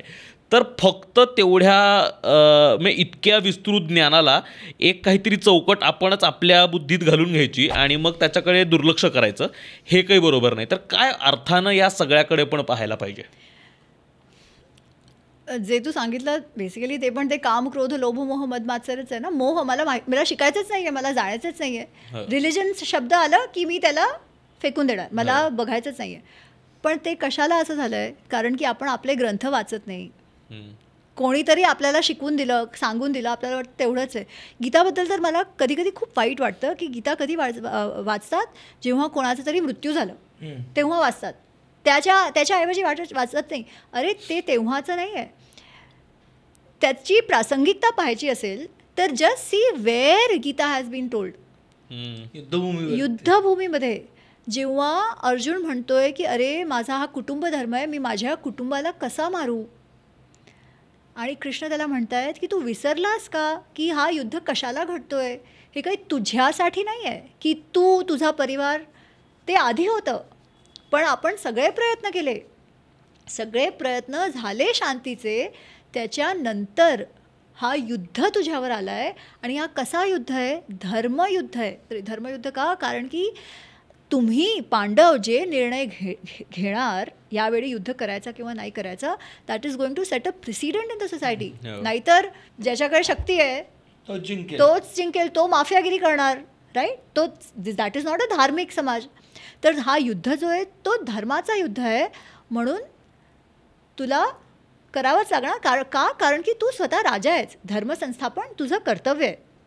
एनिवेज, पण अर्जुन त्यावेळी एवढा कन्फ्युज्ड आहे, कारण की कुटुंब धर्म पण तर आहेच ना. आपल्या कुटुंबाप्रती पण धर्म असतो की कुटुंब आपलं राहावं, विनाश व्हावा नाही त्याचा वगैरे. तर एक तो धर्म आहे, 2 कर्तव्य आहे. दुसरा हा धर्माचा, समाज प्रतीचा माझा कर्तव्य आहे. तर मी कसं निर्णय घेऊ? ते काय आहे? धर्मसंकट. ठीक आहे. आणि त्या धर्मसंकटमधून कसं निघायचं, कसा निर्णय घ्यायचा, ते कृष्ण अर्जुनला शिकवतायत किंवा he is leading him through. ठीक आहे. काही खूप नेगोसिएशन्स, हे सगळे ट्रिक्स ते यूज करून त्याला करेक्ट निर्णय कसा घ्यायचा ते शिकवत आहेत. इनफॅक्ट अर्जुनला तर पळून जायचं आहे. तो म्हणतोय की नाही मला हे सगळं नाही, मी तर तपस्या करणार जाऊन. आणि ते म्हणतात नाही, तपस्या करणार काय, तुझा कर्तव्य काय ते तू विसरू शकत नाही, राईट. हे कृष्ण त्याला समजून घेत आहेत, समजून देत आहेत. आता तिथे युद्ध सुरू आहे. So it feels like it's very big. पण आपल्या जीवनात पण प्रत्येक क्षणी आपण निर्णय घेतोय. आणि जेव्हा एक निर्णय घेतोय तेव्हा दुसरा पर्याय जो आहे त्याला नाही म्हणतोय. आज रविवार आहे, तुमच्या सगळ्यांचा परिवार आहे, ठीक आहे, पण मी आज आले आणि मी सांगितलं मला आज फक्त रविवारच आहे माझ्याकडे रेकॉर्ड करण्यासाठी. तुम्ही सगळे तुमच्या मुलांना वाईफ्सना सोडून आलात. संडे त्यांचा दिवस आहे, तुमचं त्यांच्याप्रती कर्तव्य आहे, पण ते सोडून तुम्ही तुमच्या प्रोफेशनसाठी आलात. दॅट इज ऑल्सो अ धर्मसंकट in a way. Small, right? You can always say की नाही आम्ही परत जाऊन आमच्या we will make it up to them, की आम्ही त्यांना घेऊन जाणार बाहेर काहीतरी मूवी दाखवणार, मुलाबरोबर म्हणजे संध्याकाळी टाइम स्पेंड करणार, काहीतरी. But you have to make that call, right? This was a simple one. कधी कधी मोठा असतो, इस्पेशली स्त्रियांसाठी. आज प्रोफेशनल कमिटमेंट आहे, घरी मुलाला बरं नाही आहे, काय करायचं? प्रोफेशनल ग्रोथ US मध्ये आहे, आई बाबा इकडे आहेत, वृद्ध झालेत, काय करायचं? राईट? या सगळ्यांचे सोपे उत्तर नाही आहेत. हे खूप ते म्हणतात ना, हे संघर्ष आहेत सगळ्यांच्या जीवनात. तर तुम्ही कसा निर्णय घ्यायचा? कारण की चलो अर्जुन तर म्हणेल की मी पळून जातो आणि संन्यास घेऊन बसतो. आपल्याकडे ते ऑप्शन आहे का? नाही आहे. आपल्याला युद्ध पण करावं लागेल, निर्णय पण घ्यावा लागेल, आणि जो पण निर्णय घेऊ त्याचा रेपरकशन पण फेस करावं लागेल. त्यांनी पण केला, देव ज्यांना म्हणतो आपण त्यांनी पण केला, आपल्याला पण करावं लागेल. What is it that we can do? Outcome काय येणार ते तर आपण सांगू शकत नाही, राईट? आता हा पॉडकास्ट चालेल की नाही चालेल हे तर तुम्हाला माहीत नाही आहे. तुम्ही काय करू शकता? Do your best, right? आता असं कोणी मला अरे काय झालं, हे तुम्हाला जर व्ह्यूज आले नाही तरी संडेला तुम्ही आम्हाला सोडून गेलात, पॉसिबल आहे, राईट? पण आउटकम काय येईल हे विचार करून करून तुम्ही तुमचं काम करणार तर कधीही सक्सेसफुल होणार का? नाही. You have to do what you do. Success you can't control. Krishna says कर्मणी एव अधिकार असते मा फलेषु कदाचन. कर्मवर तुमचा अधिकार आहे, आउटकमवर तुमचा अधिकार नाही आहे. आउटकमची चिंता करू नका असं सांगत नाही आहे ते अर्जुनला म्हणतायत की योगः कर्मसु कौशलम. तू युद्ध करतोय तर कसं करायचं? Excellent. Put your best foot forward, right?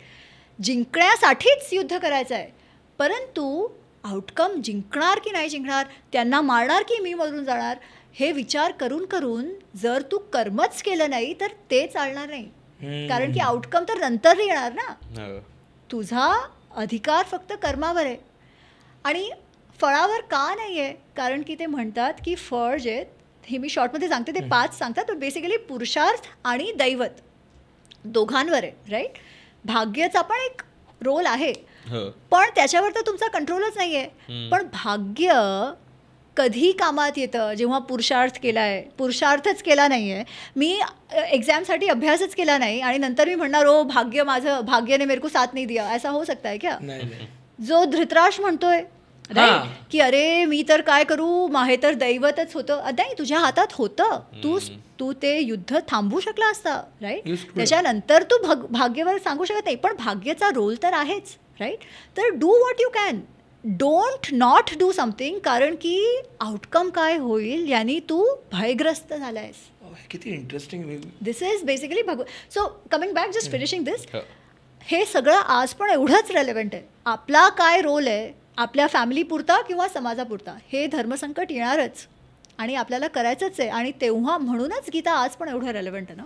मला ना अर्जुनाबद्दलच विचारायचं की अर्जुन त्या काळात एक थोडासा वल्नरेबल होतो. त्याला ते एक डोलायमान परिस्थिती, is little in a dilemma, confuse होतो. हे आपण रोज होत असतो कुठे ना कुठे तरी, पण आपल्याला ना ते वल्नरेबिलिटीज दाखवायला भीती वाटते. पण इथे अर्जुनाने ते ओपनली सगळ्या युद्धभूमीत अगदी शेवटच्या क्षणी त्या देवासमोर त्याचं पूर्ण म्हणजे साध्या शब्दात बोलायचं तर भोकाड पसरलं. हे आपल्याला भीती वाटते. हे खूप मला इंटरेस्टिंग वाटतं अर्जुनाबद्दलचं. म्हणजे त्याच्या एवढा निपुण पुरुष ज्यांनी शस्त्रामध्ये एवढं काय म्हणतात त्याला एक्सपर्टीज मिळवलेली आहे, तोही हे होऊ शकतो. हे कुठंतरी I think it makes us feel more human. आणि मला तो खूपच, तू आत्ता बोललास तो मुद्दा इतका इंटरेस्टिंग आहे की आपल्याला पण होतं ना की महत्त्वाच्या ठिकाणी कोल्ड फीट येणं म्हणतो आपण, की हे अर्जुनाचं कोल्ड फीटच आहे ना, त्याला पळून जायचं आहे, त्याला नाही थांबायचं आहे, मेरे को नहीं चाहिए ये सब, आणि हे त्यालाही होतं. म्हणजे त्याच्यासारख्या माणूस रूपातल्या व्हॉट एव्हर एंटिटीला पण असं होतं, तर आपल्याला ह्याच्या इतकं रिलेटेबल काय फॅक्टर असू शकतं? एक्झॅक्टली. नाही, ॲब्सोल्युटली. सी, अर्जुनला जे वाटतंय ना त्याच्यात तथ्य नाही असं नाही आहे. महाभारत युद्ध संपला, कौरवांचा विनाश झाला, कौरव हारले, पांडवांचे पण सगळे पुत्र मेले ना, एंटायर सेकंड जनरेशन गॉन. असं तर झालं नाही की ते एकदम मस्त होते आणि फक्त विनाश कौरवांचा झाला, असं तर झालं नाही. तर अर्जुनला जे वाटतंय त्याच्यात तथ्य आहे. आणि त्याला जे वाटतं की अरे बापरे, हे कशाला, मला हे राज्य सगळं कशाला हवं आहे, फक्त माझ्या ऐश्वर्यासाठी हवं आहे की काय, राईट? कारण की त्याच्यात ह्युमॅनिटी होती, ते भाव होतं, ते इमोशन्स होते, म्हणून त्याला असं वाटतंय. आयडियली दुर्योधनला पण असं वाटायला हवं होतं, पण त्याला वाटत नव्हतं, त्याच्यामुळे हे सगळं झालं. एनिवेज, आणि हे सगळं आपल्याला वाटणारच आहे, कारण की ऑल सॅड अँड डन आपण आउटकमबद्दल विचार करणारच, राईट? कृष्णा इज सेइंग त्या भयला तुम्ही ऑब्जेक्टिव्ह तुमचा काय आहे ते लक्षात आणून ओव्हरकम करा. त्याचा अर्थ असं नाही आहे की जे तुमच्या मनात भय आहे तो होऊ शकत नाही, ते पण होऊ शकतं, राईट? पण अर्जुनबद्दल बोलायला गेलो तर in fact that is one of the reason that Arjun is so great. See, आपण शिकू कधी शकतो? आपल्याला वाटेल मेरे को सब आता है, हम गुजराती में बोलते हैं MBA मने बधु आवड़े, मुझे सब आता है, राइट? ऐसे जब हमारा एटीट्यूड है तो हम कुछ भी सीख पाएंगे क्या? We will never learn, right? काही शिकू शकत नाही आपण. पण अर्जुन इवन त्या वनवासमध्ये फक्त 5 वर्ष त्या इंद्रजा नगरीत जाऊन गंधर्व विद्यात सर्वश्रेष्ठ होऊन येतो. असं कसं? जेव्हा तुमच्यात ती ह्युमिलिटी आहे, जेव्हा ते विनय असतं ना की अरे नाही, मला माहीत नाही, मला शिकवा, मला शिकायचं आहे, मला सगळं माहीत नाही, मी कन्फ्यूज पण होऊ शकतो. मी मोठा योद्धा झाला तर काय झालं, यावेळी मला गायडन्सची आवश्यकता आहे, right? In fact that is a गुण. आपण त्याला वाईट म्हणून घेतो कारण की ऑब्व्हियसली कोणी त्याला वाईट म्हणेल, पण कृष्ण पळून गेला मथुरा सोडून, आज पण आपण त्याला रणछोड म्हणतो ना, पण तरी he did what he had to do. Of course that was not so much vulnerability. But इथे जेव्हा अर्जुन आधी सांगतोय की अरे कृष्ण, मला तर न योत्से मला युद्ध करायचं नाही आहे, मी कशाला युद्ध करतोय, माझा शरीर, मी तर हे पकडू पण शकत नाही आहे, माझा गांडी वगैरे. तेव्हा आधी कृष्ण त्याला सांगतात अरे काय क्लैब्यम मास मग गम, असं नपुंसक सारखा काय तू बोलतोयस, तुला लढायला हवं, असं आधी ते असं म्हणतात त्याला. नंतर अर्जुन म्हणतो, तो काय म्हणतो, मी कसा झालोय धर्मसंमूढ चेता, खरं काय आहे, खोटं काय आहे, बरोबर काय आहे हे मला कळत नाही आहे, मी पूर्णपणे कन्फ्यूज झालोय, मी तुमच्यासमोर तुमच्या शिष्य रूपात आलो आहे. शिष्यस्ते हम शाधी माम त्वम प्रपन्न, मी तुम्हाला सरेंडर करतोय, तुम्ही गुरु बनून मला सांगा काय बरोबर आहे. अर्जुन सारख्या योद्धाला असं सांगायचं की मला नाही कळत आहे, मी शिष्य म्हणून तुमच्या समोर समर्पण करतोय, तुम्ही मला सांगा, मी धर्मसंमूढ चेता झालोय, हे एक खूप स्ट्रॉंग गुण आहे. आणि ते गुण कसं आलं आहे, कारण की मानसिक कंट्रोल त्याचा आहे स्वतःवर, तो समजू शकतोय की when he is being overpowered by emotion, right? पण ज्याचा तो कंट्रोलच नाही आहे, तो कसा होणार? तर one of the qualities which has made Arjun is the humility, की भाई नाही मालूम आहे, I will learn that. Human गुण तर सारे आहेच, पण ते दिस ह्युमिलिटी, आणि ते सर्वात जास्त आवश्यक आहे. ह्युमिलिटी म्हणजे काय? Lack of ego. ते अहंकार नाही आहे की मला सगळं, मला कसं सांगून कृष्ण कोण होणार आहे मला सांगायचं. अच्छा, आता जसा अर्जुन विचारतोय, सांगतोय की याला मला कळत नाही आहे, तुम्ही मला सांगा, असं बाकी लोकांना, दुर्योधनला पण सल्ला देणारे सगळे होते, पण त्याला ऐकायचं होतं का? नाही. असं नव्हतं की त्याला सल्ला मिळाली नाही, सल्ला मिळाली, पण अहंकार एवढा मोठा की मला कसं सांगितलं. मी तुम्हाला एक प्रसंग सांगते युद्धाचा. जेव्हा 17व्या दिवसाचा युद्ध सुरू आहे ना, तेव्हा शल्य कर्णाचे सारथी आहेत आणि अर्जुनचे सारथी कृष्ण आहेत. आणि युद्धात किती वेळा असं झालंय की अर्जुन काही बरोबर करत नसेल ना, तर कृष्ण त्याला लिटरली झापून देतात की काय करतोयस तू, तुला अक्कल नाही आहे. जेव्हा ते जयद्रथसाठी तो म्हणतो की उद्या तो मृत्यू त्याचं होईल, नाहीतर मी माझा जंप त्या आगमध्ये जंप मारून देणार. तर जेव्हा तो असं म्हणतो तेव्हा कृष्ण खूप रागवतात. ते म्हणतात तुला बुद्धी आहे का, तुला अक्कल आहे का, तू काय केलंस, तू त्यांना सांगून दिलं की आता तुम्हाला उद्या एकच काम करायचं आहे, जयद्रथला तुम्ही वाचवून ठेवायचं आहे. जयद्रथला तुम्ही वाचवलं उद्या की खतम, युद्ध समाप्त, कारण की तूच मरून जाणार. आत्ता तुझ्यावर लोक हसणार नाही तर काय होणार, असं ते लिटरली त्याला सांगतायत. त्याला ते रागवतायत की तू असं करता, तू अशी प्रतिज्ञा घेतली, त्याच्या आधी तू मला किंवा तुझ्या भावांना विचारलं का, लिटरली असं त्याला म्हणतायत. ते कित्येक वेळा ते त्याला सांगतायत की तू असं मुढासारखा, बेवकूफ होता ना, तू मुढासारखा निर्णय घेतोय. अर्जुन कधी म्हणत नाही अरे मला कसं तुम्ही असं सांगितलं, कधी म्हणत नाही.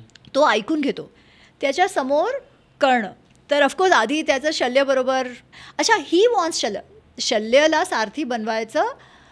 कर्ण स्वतः त्याची रिक्वेस्ट आहे की त्याला सांगा, कारण की अर्जुनला कृष्णसारखे सारथी आहेत, माझ्याकडे एवढे चांगले कोणी सारथी नाही आहेत, तर शल्यला तू कन्व्हिन्स कर, असं ते दुर्योधनला तो दुर्योधनला म्हणतो.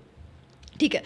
आधी तर त्यांचं ते त्यांच्यामध्ये वादविवाद होऊन जातो, कारण की कर्ण तो स्वतः राजा आहे, ते तर ठीक आहे, but he agrees to be the सारथी. ठीक आहे. पण कर्ण जेव्हा त्या रथात चढतो तेव्हा तो आता 17व्या दिवशी सगळे मेलेत, आतापर्यंत त्यांनी पण काही खूप पराक्रम दाखवले नाही आहेत. तो म्हणतो, तो असं फिरत चालला आहे, म्हणतो अरे कुठे अर्जुन, सांगा मला, आज तर मी असं करून टाकणार, तसं करून टाकणार वगैरे वगैरे. आणि शल्य म्हणतायत अरे असं काय करतोयस, तू त्याला अंडर एस्टिमेट करू नकोस, राईट, आणि तुला माहीत नाही आहे का तो केवढा ग्रेट आहे. तर ते प्रशंसा करतात अर्जुनची, आणि त्यांना माहिती आहे की हा रागवणार, तरी ते प्रशंसा करतात. आणि जसं ते एक्सपेक्ट करतात तसा हा खूप रागवतो की तुम्ही कोण मला असं म्हणणार आहे. आणि तो मद्रदेश जिकडून शल्य आले त्याला खूप तरी अब्यूज वगैरे करतो. चल ठीक आहे, ते सगळं झालं, युद्ध मग सुरू होतं. शल्य त्याला म्हणतायत की बाबा तू व्यूह रचना कर, असं रँडमली अर्जुन कुठे आहे मी गिफ्ट देणार असं काही करू नकोस, तू व्यूह रचना कर, स्ट्रॅटेजी कर, आणि मग तू युद्ध कर, कारण की ते खूप शक्तिशाळी आहेत. बरोबर. नंतर युद्ध सुरू होतं.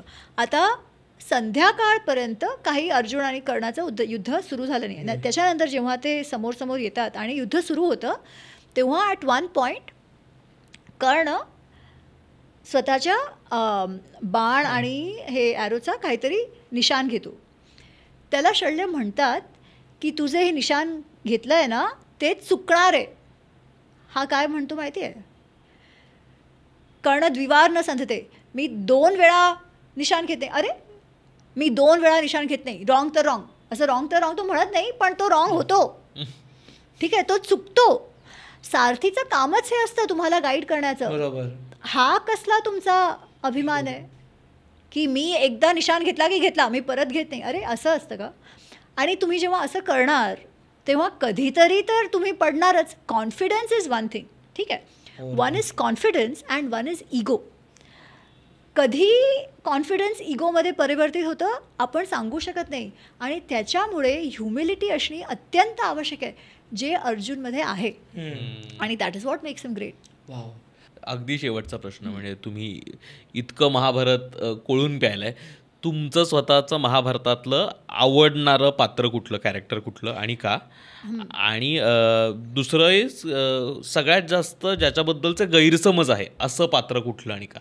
ते गैरसमज तर आय थिंक मी सांगितलं आधी ना की कर्ण आणि द्रौपदी, त्यांच्याबद्दल गैरसमज खूप जास्त आहे. माझे ॲक्च्युली व्यासजींनी सगळ्या पात्रांचं एवढं सुंदर ॲनालिसिस केलं आहे. म्हणजे ॲनालिसिस काय, ते जे ते होते ते सांगितले की ते सगळेच खूप कन्सिस्टंट आहेत, आणि मला सगळेच पात्र आवडतात. मी कर्णाबद्दल जे म्हणते दॅट इज ओनली बिकॉज व्यासजींनी काय सांगितलं आहे ते सांगण्यासाठी, नॉट बिकॉज मला कर्ण आवडतो की नाही आवडत, असा काही प्रसंग नाही आहे. परंतु महाभारतात जनरली अर्जुन, कर्ण यांच्याबद्दल तर बोलतात. द्रौपदीचा पण अत्यंत सुंदर कॅरेक्टरायझेशन आहे, पण कुंतीचा पण खूप सुंदर आहे. खूप सुंदर आहे.